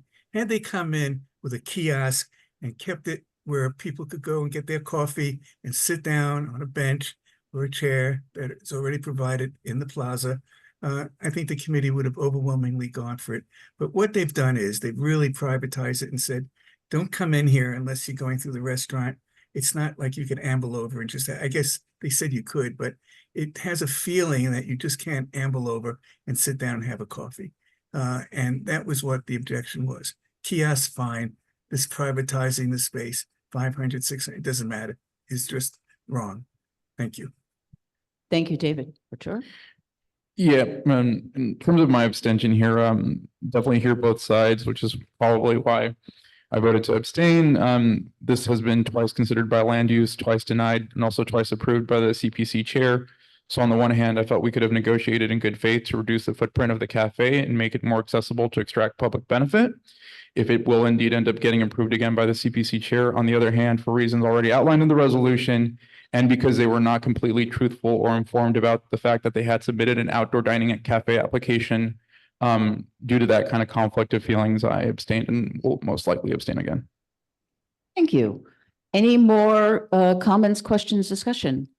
Okay, then we will take, yes, Carter.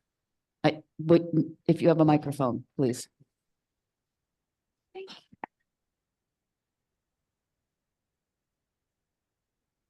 I just want to bring up something that was raised at the meeting, that the applicant for the privately owned public space to operate that at the meeting was not able to discuss their current outdoor seating sidewalk cafe and the illegal speakers placed in it. And I was sent some video showing that they're playing loud music outside in their outdoor dining space. And so I think that, you know, right after a meeting with senior people in the organization, there's no follow-up on complying with the city's regulations, and they're just continuing to operate, flaunting all the rules. So I don't think that this is particularly a good operator to be operating in a public space, just based on that. That's a very simple correction, and there was no follow-through at all. Very simple to do. And so I don't think that operators like that should receive any public benefit. Thanks. Thank you, Carter. I see you, Frederica. Go ahead. My favorite comment at the meeting was when the hotel management said that they had permitted the Girl Scouts to sell Girl Scout cookies in the public plaza. And I think that speaks to how they think it's not a public plaza. So perhaps this will help them understand that it is public. Thank you. Any more comments, discussion? Seeing none, if there's no objection, we will vote on the two resolutions together. All those in favor? Aye. Opposed? You're abstaining. Are you, okay. No opposed. I have abstentions. I have Ed Siegel and Arturo Fernandez. And you? Abstain to one, opposed to two. Same as the committee vote. Okay. Yeah. Okay, then let's vote on the first one. All those in favor? Aye. Opposed? Abstentions? 2 abstentions, 3 abstentions, 4 abstentions, 5. Okay, do you have the names? Yeah. Okay, any recusals? Okay, the first one passes. Number 2, all those in favor? Opposed? Okay, Fernandez, 1. Any others? Any abstentions or recusals? None. Okay, they both pass. Thank you. Next is SLA.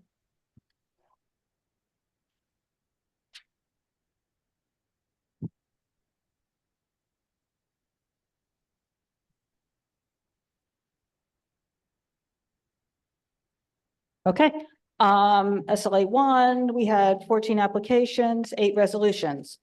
The first one, LPB 4 LLC, doing business as La Pecora Bianca at 265 Lafayette Street, also known as 54 Prince Street. It's an on-premise restaurant license. This was an alteration to add sidewalk and roadway seating, deny unless with stipulations, being adhered to. All our decisions were unanimous. Shea Fan Fan Corp. doing business as Shea Fan Fan at 510 Broome Street, on premise for a restaurant. This was deny unless with stipulations, being adhered to. Boots and Beer LLC, 105 Worcester Street. This is an on-premise for a bottle club, previously unlicensed location, deny unless with stipulations being adhered to. Mishka New York LLC, doing business as Mishka Soho, 517, 519 Broome. This is a restaurant wine. We voted on them and gave them stipulations, and they would like to come back for reconsideration before signing the stipulations. So they're coming back next month. That's that one. 218 Retail Partners LLC, 218 Bowery, On premise for a restaurant, deny unless with stipulations being adhered to. 220 Retail Partners at 220 Bowery. That may be wrong in the resolution. The address is 220 Bowery. On premise restaurant, deny unless with stipulations being adhered to. And then items 7 through 11 are layovers, and I have new businesses 12. So do you want me to go with that? Go with the new, okay. So the new business is 181 Mott Cafe at 181 Mott Street. This is a tavern wine, previously unlicensed location. We heard this in September 2024. The committee voted to recommend approval with stipulations. One of those stipulations was to not use the rear yard because they had no permits to use the rear yard. They said they would remove the rear yard, but then decided that they would rather explore the rear yard and withdrew the application so that they could explore the rear yard. After our meeting, I received an email saying that they no longer want to use the rear yard. They're willing to sign the same stipulations that were given to them. So I put it on here as new business. They've signed the stipulations. I'm hoping we can just approve that so that they can move forward with their application and they don't have to wait another month to do that. There's no rear yard included. That's that. Okay. Does anyone want to discuss any of these items? We have 1 through 6, 7 through 11 are the layovers and no-shows, and then the new business item. Anyone want to discuss any of those items? If not, we can vote on them as a block. All those in favor? Opposed? Any abstentions? Any recusals? None. Okay, number 2.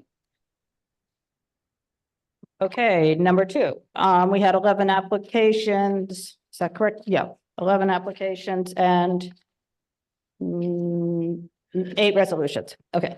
French Roast, and all the decisions were unanimous.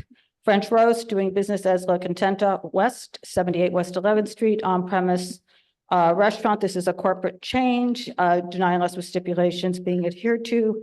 Tapestry Management LLC, doing business as Summit, 60 Greenwich Avenue, on premise for a restaurant, corporate change, deny unless with stipulations being adhered to. AW Hospitality LLC, doing business as Dre's Supper Club, 244 West 14th Street. This is on premise for a restaurant and a change in method of operation, deny unless with stipulations being adhered to.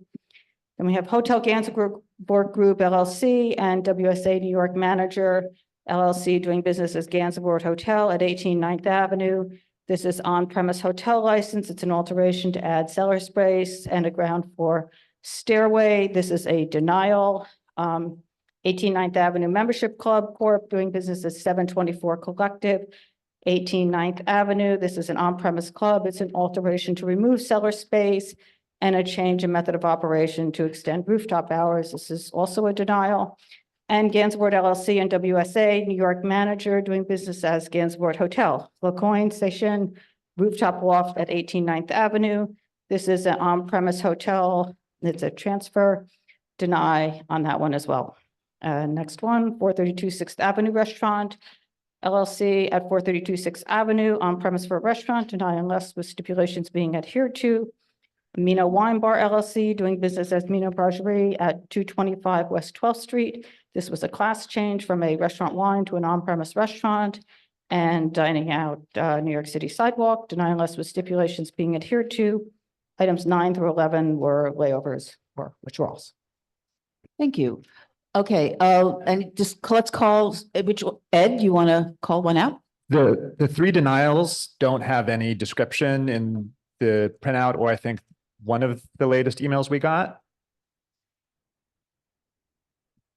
Do we have hard, or should they're all should be in there? Does anybody else have that? So which one is missing? It says to come, that's. I think he's talking about an earlier They, email. are those in the hard copies? They should be in the hard copy. They're not. They're not. They're in the email. They're in the latest email that went out. Yes, yes. I'll just basically, I mean, it comes down, the whole thing comes down to the same thing. We were given, I mean, it's a little bit different on them.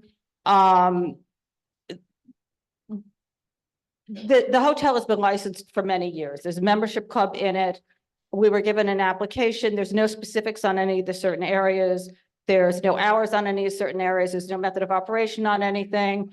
We had somewhat come to an agreement on the first one, on number 4, with the cellar space and the ground floor stairway.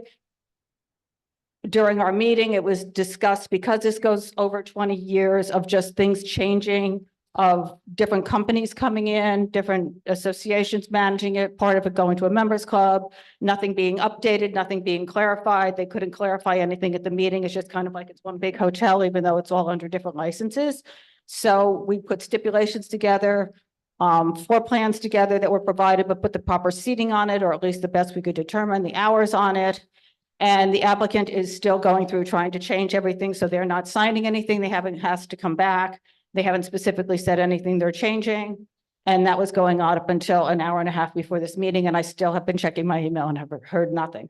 So we're denying it, not because we don't want to work it out, but because there's kind of, we're not sure what we're dealing with, because I don't know what the problem is. And it's the same thing for the membership club.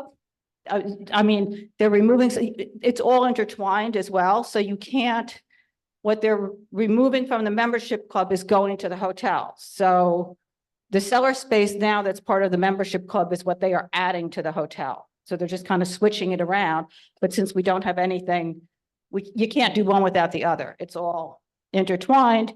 And then the number 6 is a transfer of the hotel. Their idea is to add the cellar space to the current hotel license, right? And then once that is done, they are there's an asset purchase of that. Once that's completed, who knows what the asset purchase is, because I have no definition, we have no definition of any of the spaces in the hotel, how they're operating, what the hours are, what the music levels are. And this has been, if you can read the resolution, I clicked to past resolutions that go back to 2012, 2014, 2016, of all the issues with this hotel back then that put these stipulations in place and reduced hours on the rooftop and did certain things to make this not problematic to the residents that live around there. So I'm sorry that nothing's in there. I'm also sorry it was so late, but this is the back and forth. Yeah. Okay. Yeah, thank you very much for that clarification. Is there anyone want to call out any of these other items or discuss them? Okay, seeing none. So we have 1 through 8, and then 9 through 11 are the layovers and no-shows. All those in favor? Aye. Opposed? Any abstentions? Any recusals? Thank you, Donna. And I see that Senator Hoylman Siegel has entered the room, so we are going to take a pause. Thank you. Super. Thank you for indulging me. I left, then I returned. So We're all about indulgence. just a few things. We just need a microphone. We need a. Turn it on. Oh, whoa. Thank you. State Senator Brad Hoylman Siegel, very proud to be here today. My colleague Caroline is, there she is. Hi, Caroline. Just a few things from my report, which is out on the table. One is that through the efforts of me and my colleague Bobby Carroll from Brooklyn, we passed a bill last session to create a statewide dyslexia task force. And the task force actually issued its report, which you can access online. They have about 14 recommendations, including screening for kindergartners, which is something we need to implement city and statewide. I think some of you know my 14-year-old is dyslexic. We didn't find out she was dyslexic until she was in 4th grade, which is about 4 grades too late. So we're hopeful that some of these recommendations will be taken up by the New York State Education Department. The governor delivered her State of the State address. She has a budget that is a whopping $252 billion. There's some good stuff in it, some not so good stuff. There's a one-time refund for $500 for folks who make, I think it's $150,000 or less. A family of 4, that's going to cost the state $3 billion, but it's a one-time rebate, and I guess it's meant to take the sting out of the affordability crisis that so many people are suffering through. So it also has some good things in terms of mental health, including borrowing a proposal of mine and Assembly Member Micah Lasher to increase the number or the types of mental health professionals who can direct individuals into treatment.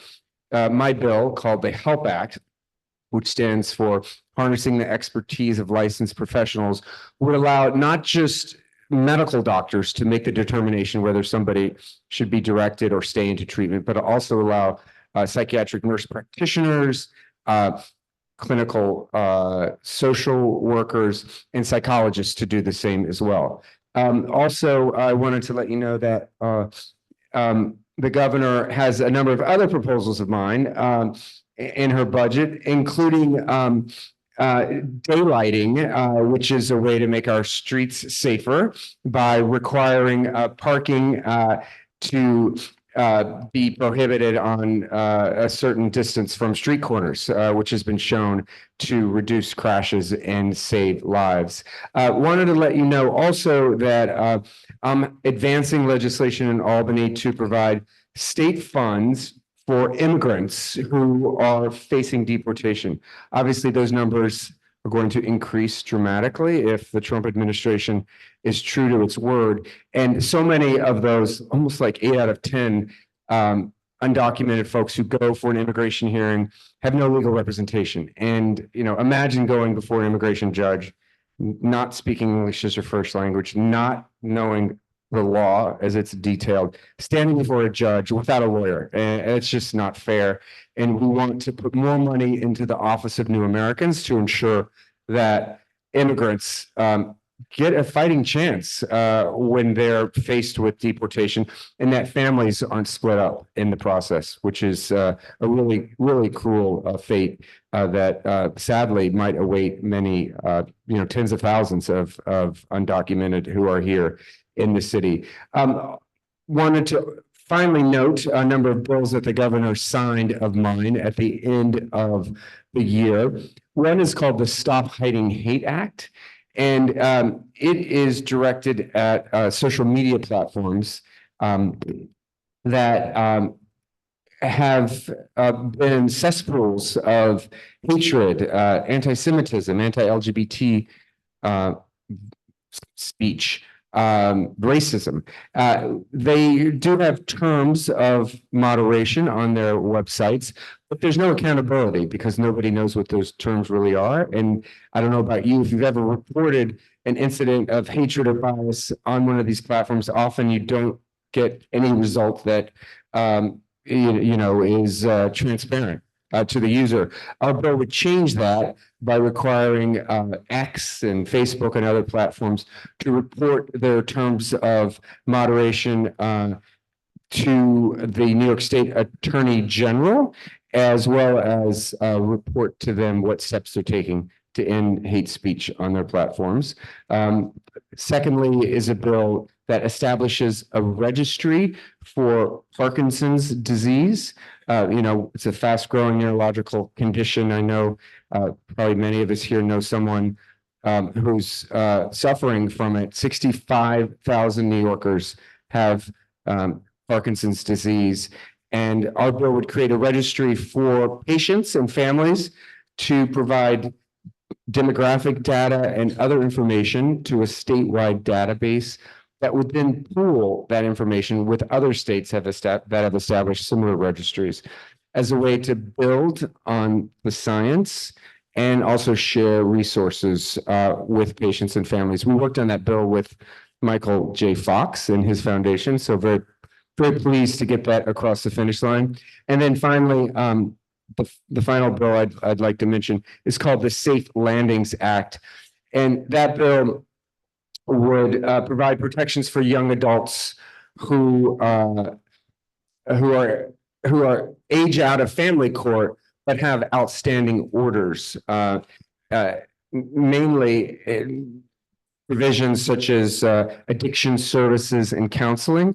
But when you reach a certain age, 21, oftentimes those orders expire. And so the individual, generally a young person, doesn't get those services. So our bill would change that and require the state ordered support to persist even after they turn 21. There's a few other things in our report, but very happy to be here. Happy New Year. Glad to see everyone. Thanks so much. We've got questions, Rocio, and then Lois.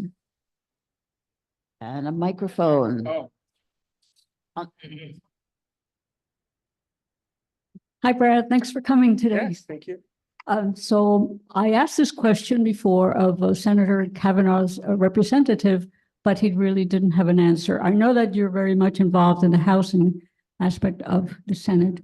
So my question to you is, do you foresee in the future means testing for rent regulated tenants when the rent paid is less than what the property owner has to spend to maintain an apartment, otherwise known as a property owner subsidizing a tenant, when actually the tenant might be financially better off than the owner? Is there something that you could think about proposing a bill to make this into law? I know that means testing for rent regulated tenants is controversial.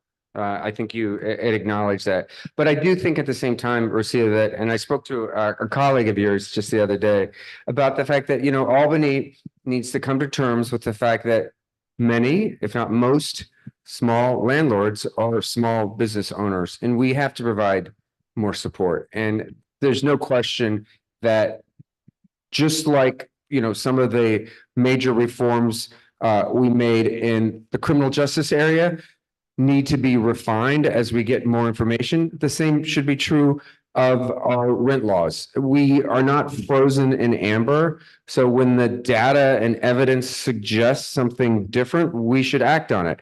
I'm not sure that we're there yet in terms of means testing. Again, it's something I generally speaking would not support, but I'm open to, you know, an idea or a concept that you may want to propose at some other The juncture. fact that someone got an apartment, no matter how rich or poor they are, doesn't mean that they deserve that apartment when there are families that really need it. So this has to be really brought up to everyone to realize that it's not fair to property owners. For instance, I subsidize my children. I gave birth to them, but I don't have to subsidize a tenant that I didn't give birth to. Thank you, Rocio. Lois, please give the microphone to Thank Lois, you. please. Go to the immigration. Let's just take an undocumented immigrant, Manhattan. And how would this person even go through the logistics? How would that person even know to get an attorney to defend? That's a great question. And, you know, it brings up the issue of the fact I had a public hearing of sorts. I guess it was actually officially called a roundtable with an assembly member about the 30 and 60-day shelter rule that the mayor has imposed on asylum seekers who are given housing during this period. They have to leave after either 30 or 60 days and find new housing. And many of them have to move to multiple locations. I spoke to one service provider who's dealing with a family that a child has had to enroll in 5 different schools during the school year because they've been moved around. It's really sad. And the other problem with that, which brings up what you mentioned, is the fact that they don't have a centralized mailbox or mail system. So when they're given an order to appear in court, they don't even receive that directive because they don't have a stable place where they can receive their mail. So sometimes they lose based on that alone. So we have to fix the housing first and foremost. And then when they're stabilized in a location, hopefully, you know, one of our multitude of amazing legal service providers can actually be in contact with them to provide them the legal counsel they need to defend themselves at an immigration hearing. But you're right. If they're moving around the city, it's going to be very hard to find them and to provide them legal services. Thank you. I see Chenault has his hand up. I'm going to go to him and then I will go to you, Artur. Yes, Chenault? thank you for your comment about the. Hi, Chenault. One who owns a small house, lives in it, and rents apartments as being a small business owner. Particularly in COVID, we were able to get not one sue of small business money. And I'd like to know if there's a way that it could be codified that situations like this are small business owners so that it doesn't have to be on a case-by-case basis. No, it's a good point. I think they do, are classified as such. But, there should be support for small landlords. Frankly, I don't think the city and state do a very good job in that regard. And I think, there has been, as Rocio would know, unfair demonization of these small landlords, most of whom are just trying to, do the right thing, provide for their own families and, run a business. So I think there needs to be wider recognition of that. I don't have anything in mind as to what that would look like in terms of recognition by the state or the city, but we should think about that. Thank you. I saw Arturo had his hand up and then I can go to you, Zach, and then I will go to Katie. But you have a microphone. Hi, Senator Homeland Seagal, Arturo Fernandez, CB2 board member. First of all, thank you for your voice and leadership on immigration. Really appreciate you, supporting a community that's incredibly vulnerable, especially at this time, and is critical to the New York economy. I have a question for you on housing, though. I'm curious what type of legislation you're considering or proposing this session, especially as, renters, prospective first-time homeowners, and just people who are trying to find, that basic right to have somewhere to live. What kind of legislation are you considering in this session?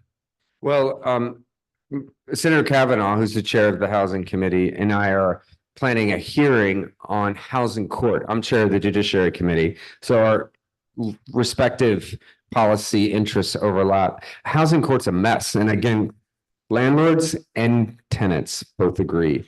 It's treated as a second-class court. Judges are not given the support they need. There's an enormous backlog, and there's a shortage of judges. So I've tried to change that. We've added more judges. I'm going to fight for more judges this session. We have to pay for those and then fill them. But there's also the issue, which aligns with what we were talking about earlier regarding undocumented New Yorkers, which is the lack of counsel for tenants who often show up and don't have any support from legal counsel at a hearing that may cost them, their home. So we have right to counsel as a law that the city council passed, but there's no teeth to it, meaning that there aren't enough attorneys and they aren't paid well enough to represent the thousands of tenants in housing court. So we have to fix that too. So my proposal this session in housing is really around an examination of housing court. Thank you. Thanks. Okay, Zach, what's next? Hi, Senator. Thanks again for coming to join us today. Also just a member of the. Are you up there? No, I'm just here. Oh, there you are. Just, have been really excited to see congestion pricing go into force, and I think the diminished traffic in the zone. I'm curious if you've got any reporting yet from the MTA on the revenue that has been collected over the past couple of weeks, because I have not been able to find anything publicly available.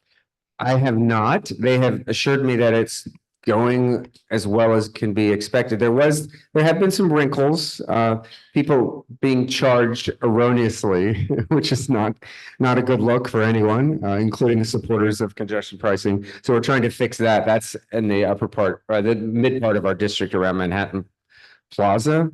But yeah, I think the proof is evident to pedestrians, cyclists, drivers, but I haven't seen any revenue reports yet. There is a $33 billion capital deficit for the MTA that we have to grapple with in Albany this session, and that's top of mind. So we have to figure out more revenue for the MTA. But, I know some of my colleagues, and I'm sure a lot of New Yorkers are frustrated because they just went through the congestion pricing drama.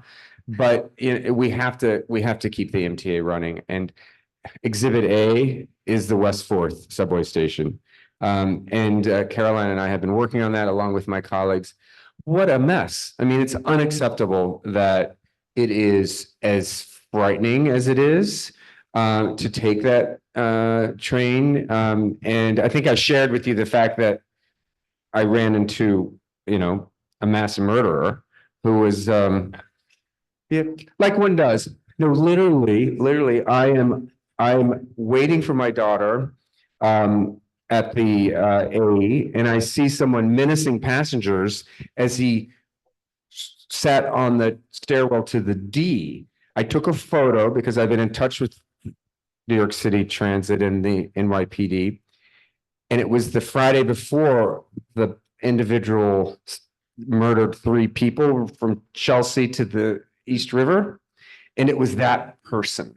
He was 50 feet away from my 14-year-old and me. And, someone sent me an article about the, about what is on people's minds. And the article was entitled, "It's the subway, stupid." I mean, if we can't get subway safety right during this period, a lot of our efforts in Albany around congestion pricing and funding the MTA, I think are going to falter. So we have to make sure that riders feel safe. But I digress. I'd like to follow up if I can get you some numbers from the MTA, even informally, as to what the revenue looks like at this point. I think it'd be interesting to share. Yeah, thank you. That would be fantastic. I think many of us are keen to know what the delta is going to be between the 15 billion that we hoped for congestion pricing with the old toll and what is going to be reasonable.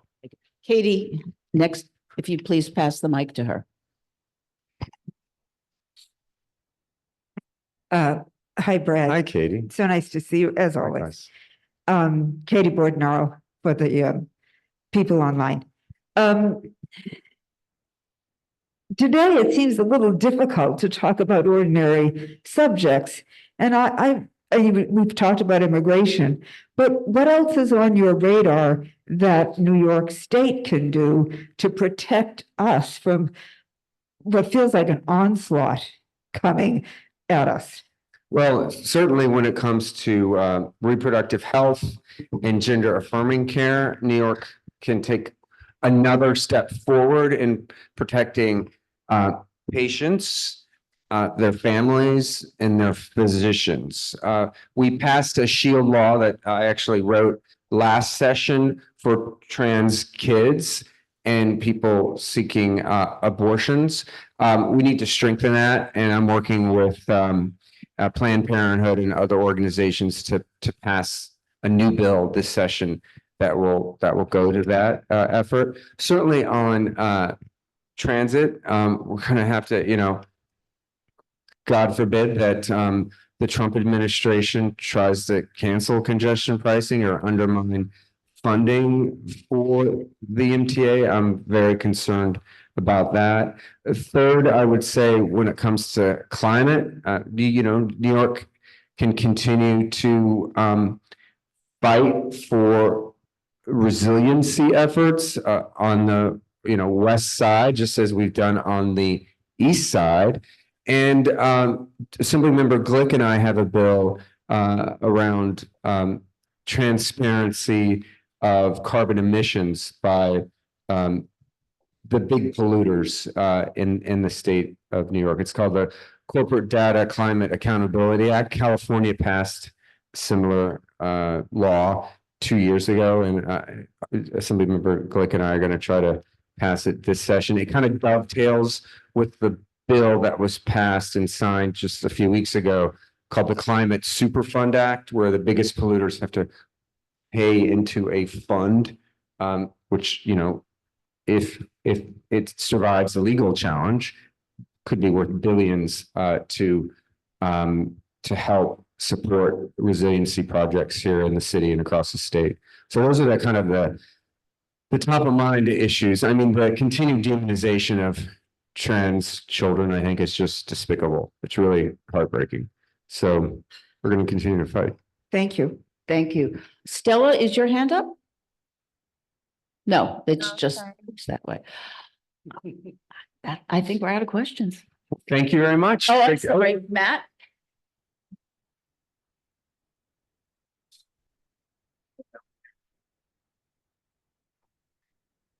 You mentioned safety in the subway, and not that you would disagree with this, but I would take that more of a mental health funding than a transportation capital spend problem. And I was just wondering whether you had any thoughts on what's broken, right? Is it we don't have enough beds? We don't have good enough beds? People won't take the beds we have irrespective of the quality of them. We have something D, something else, E, all of the above. I don't know. Yeah, thank you. It's certainly, I would agree that it's all of the above. You know, we've closed thousands of beds over the last several decades. And look, we have our social safety net is incredibly frayed. And, you know, we have people who are not just struggling with mental health, but also addiction and homelessness. And, you know, I think a housing first model where we get people into actual apartments is a really good idea. The shelter system is important for those people who can't provide for themselves and need more wraparound services. But we're going to have to build quickly when it comes to providing for people who are, you know, the street homeless. The plan to convert office buildings into stable housing for the homeless, I think, you know, has to be supercharged. And finally, look, more cameras on subways, more police on subway trains. The governor has a proposal in her executive budget to that effect. You know, I miss the days when, you know, you had a token booth operator. Wouldn't that have made a difference at the West Fourth subway station if there was a token booth operator both at the north and the south end? By the way, the station manager, there is a station manager at the West Fourth subway station, but when Caroline and I took her tour, the station manager is only at the southern end, not at the northern end. They're supposed to walk back and forth, but you know, I really question whether that happens too often. So I think we need more personnel on the subway. And I know that we're probably paying a lot for these for the temporary officers or support staff that you see at some of the gates. But we have to also stop fare evasion. You know, that costs the MTA $700 million a year. 700 million. And it's not just subways, it's buses. So we need the saloon style doors erected as soon as possible. The rollout, I think, has been painfully slow. I haven't even seen one yet, but apparently there are a few. And we also have to figure out how to stop fare evasion on buses. There's really no technology yet. I was talking to the MTA about that the other day. It literally requires an individual to walk on every bus and ask ask someone to present their ticket. There's got to be a better way when it comes to the bus fare evasion, but that's $400 million of the $700 million problem. I'm going to take a final question from Dr. Smith. Thank you. It's not a question. I would be remiss if I did not say to Brad how thankful I am to you, and thank you for all of the legislation, the laws that you've passed. It would be great if more politicians would pass laws to make our lives better. Kudos to you, and I thank you. Well, that is so nice for Thank you you, to Cheryl. say. Thank you. Thank you, Dr. Smith. And she has given me more than a few bill ideas during my tenure. So thank you, Dr. Smith. Thank you. Okay, good to see everyone. Thanks. Thank you. Bye. And now back to committee reports. Cannabis is next.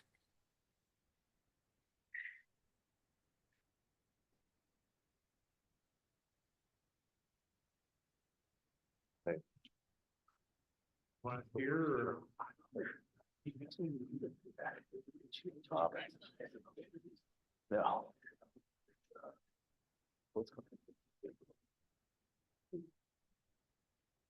How tall do you think I am, Mark? My goodness. All right. Let's see. We had 3 agenda items, 1 new card license on Christopher Street with Drew in order to talk to the neighbors. He wasn't really familiar with the area. He wants to check if it's suitable, says he's going to notice us soon. We had 2 renewals. They are the first renewals of the first licensed cannabis dispensaries in New York State, which we were lucky enough to recommend approval for back in December 2022. And so we made history again doing the first renewals. The first was Smacked at 144 Bleecker Street. There were not a lot of changes in their method of operation. They're in full compliance with everything. They were kind enough to share some of their experiences and their challenges over the past 2 years. And we were able to put that into this resolution to uplift their concerns and experiences and everything that's happened in the last 2 years into a nutshell to the OCM and the CCB. Number 2 is very similar. It was Housing Works, which was actually the first dispensary we saw and the first license in the state. Their VP of retail, Sasha Nugent, came and represented very well for them. She was kind of an amazing woman. And they shared some of their challenges. Both businesses talked about issues they were having, getting information, regulatory operational information from the OCM, since it's constantly changing. They don't know what they're supposed to be doing. They're doing things they're not supposed to be doing, but then a week later, they're allowed to be doing them, but nobody told them. So we put all of that in the resolution and unanimously voted to approve both. Questions? Any questions or comments or anything? Thank you. We will take those together. All those in favor? Aye. Any nays? Any abstentions or recusals? Thank you. Yes, Lucio? Oh, that's right. I'm sorry. Matt Metzger is a recusal. Yes, Lucio? Oh, I'm correct. Just for the record, Matt, please state your standard reason. Financing. Okay, thank you. Yes, Rocio. But not voting. That's my vote. On both? All Well, you can't vote on something that's not before us, but we will enter that on those, for those 2 resolutions. Okay, so noted. It's the same thing as an abstention.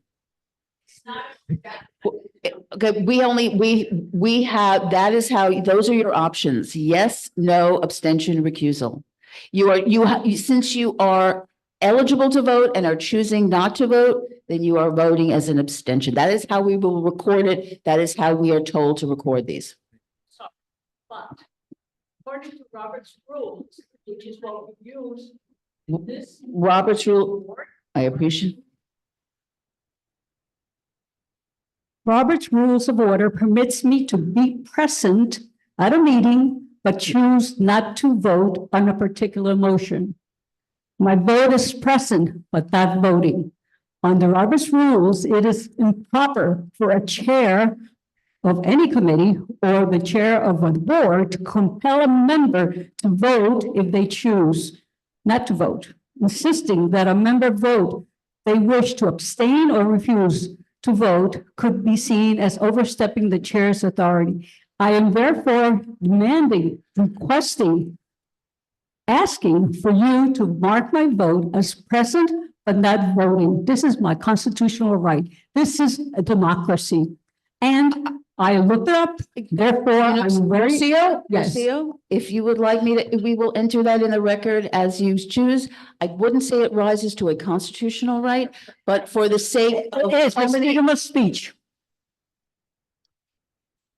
Okay, we will enter it as you requested. Thank you. You're welcome. Yes, it will be recorded as one more item on, at the resolution. That's it. We'll just enter it that way. But we don't have a process for that. I mean, exactly how will it read? It'll read that she was present and not voting. So at the bottom, it'll say this many votes, yay, this many votes, nay, this many abstentions, this many recusals, and Rocio is here, and Rocio was there. and Like, one what is it voting gonna not say? If this is what Robert's rules say, this is what. Is it? Well, I looked it up. You can go ahead and. I am make yourself not going to happy. get into this, right? We will enter it. I will confirm it. If not, it will convert to an abstention. If that is not the case, Thank you. okay? If it does the case, that is how it will be entered. I just have to say, nobody's going to bully me into voting for something that I don't want to vote, period. Okay. I see two hands up. So, and these are dealing with cannabis? I assume Frederica and Dr. Well, Smith? I can remember that you went back and forth with Rocio on this in another meeting. So I think it would be good to do exactly what you said, that you're going to go look into it. And if it turns out that Rocio is wrong, you will make it an abstention. But I think you have to put the subject to bed. Okay. Okay, thank you. Dr. Smith, did you want to, you had your hand up? I was about to say the same thing because this has happened more than one time. Okay. Yes. Okay. Now we will move on to outdoor dining. Stella is going to present these resolutions on behalf of the working group chair. Yes. Can you all hear me okay? Yes. Yeah. Okay, great. So the outdoor dining working group has 4 resolutions to vote on from our December 23rd meeting. Number 1, therefore be it resolved, Manhattan CB2 recommends denial of the Dining Out NYC Sidewalk Cafe for Raro Inc., DBA Raffaele at 29 7th Avenue South. This applicant has taken down their non-conforming enclosed sidewalk cafe and complied with the rest of the proposed modifications. And given that, I would entertain a motion to change this from a denial to an approval with modifications.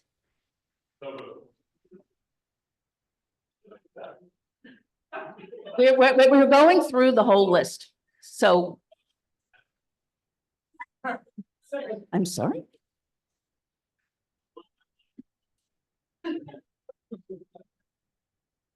Okay, I'm sorry, Stella. Why don't you just keep going through? Sure. The vote was unanimous, 5 in favor. Number 2, therefore be it resolved, Manhattan Community Board 2 recommends approval with modifications for the Dining Out NYC Sidewalk Cafe for Tiger Ale LLC, DBA Blind Tiger at 281 Bleecker Street, 10014. Vote was unanimous, 5 in favor. Number 3, therefore be it resolved, Manhattan CB2 recommends approval with modifications for the Dining Out NYC Sidewalk Cafe for Timoni Inc., DBA Trey Giovanni at 548 LaGuardia Place, 10012. Vote was also unanimous, 5 in favor. Number 4, therefore be it resolved, Manhattan CB2 recommends denial of the Dining Out NYC Sidewalk Cafe for Hudson Corner LLC, DBA Bartuzzi and Via Porta at 522 Hudson Street, 10014. Vote was unanimous, 5 in favor. The rest is the report of recommendations submitted to NYC DOT for Sidewalk Cafe and Roadway Cafe applications. And in each case, the DOT deadline fell before today. And that is the first. Okay, we'll do the first one and then go back to the second. Okay, so there were, sorry, how many were there? 4? There were 4, and I couldn't hear if there was a second, or if someone made a motion to change. Oh. Okay, there's an motion to amend and a second. Yeah. Okay, so that went through. Still, I have a question on number 1, Raffaele Restaurant. Sure. One on 7th Avenue. Yeah. Did they remove the the shed on the Yes. side? Is that what you're saying? They completely Yes. removed it. And, okay, I understand you now. So my understanding is that Stella moved to amend one to become an approval with modifications, and I'm seconding that Okay, proposal to amend. is there any discussion of that? If not, is, all in favor? Aye. Aye. Any opposed? Okay, so it's now amended. Okay, Thank you. great. Okay, so does anyone want to call out any of these items? Yes. Yeah, good that I have the mic. I'm curious about number 4, the denial, what the reason is for the denial. Because the whereases are quite robust, I wasn't able to locate what the nexus of the denial is, so would appreciate clarification.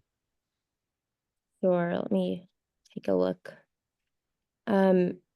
We proposed many modifications or, several modifications in our committee working group for the applicant to look over and get back to us, either signing off the modifications or not.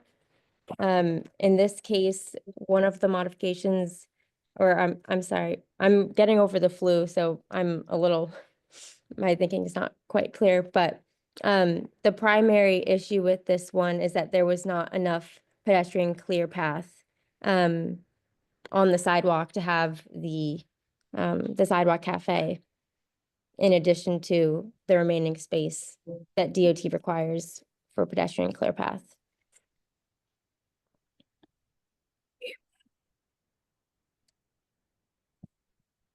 You want to, I'll repeat what you, if you. We were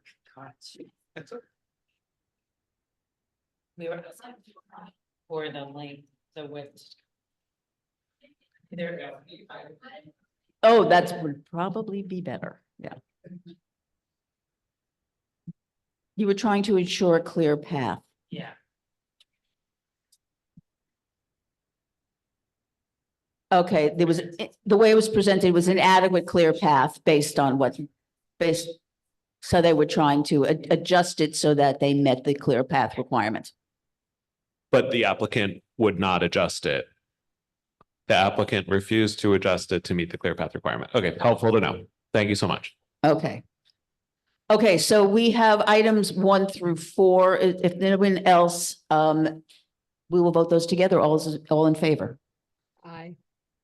Against? Any abstentions or recusals? Okay, that's the first one. And the remainder are pursuant to our, yes, she has the second one. Okay, Stella, why don't you go through the second meeting? Sure. So we met last week and would like to entertain another motion to send these applications back to the committee in order for us to consider updated site plans that we are receiving from applicants. Do I have a second on that motion? Okay, all those in favor? Aye. And opposed? Okay, so therefore, all of these applications are now going back to committee. So that we will not have to vote on them tonight. Okay, that's the end of. Should that have been a I'm roll sorry. call if it was our last vote? Oh. Thank you. It is our last vote. Time flies when you're having fun, right? Okay, so since that is the last one, we will have to take a roll call on that motion. Beautiful, thank you. Susanna Aaron. William Benesh. Keenberger. Carter Booth. Katie Bordenaro. Amy Brenna. Rich Kakapolo. Ritu Chatri. Yes. Yes. Thank you. No, you're good. Valerie De La Rosa. Gotcha. Chris Dignas. Arturo Fernandez. Mara Fitzgerald. Stella Fitzgerald. Aye. Thank you. Susan Gammy. Yes. David Gruber. He's still online. I don't see David. Okay. Juliet Kay. Zachary Kazaz. Susan Kent. Yes. Ryder Kessler. Janine Kiley. Yeah. Patricia Laria. Benjamin Listman. Ed Ma. Yes. Thank you. Matthew Metzger. Erica Olson. Brian Pape. Donna Raftery. Lois Rakoff. Bo Riccobono. Yes. Thank you. Rocio Sands. Is that a yes or a present? Yes, thank you. Shirley Secunda. Eddie Siegel. Frederica Siegel. Yes. Emma Smith, yes. Dr. Shirley Smith. Yes. Chenault Spence. Yes. Susan Wittenberg. Yes. Eugene Yu. Thanks all. Is there any new business? If not, we can adjourn. If there's no objections. Thank you.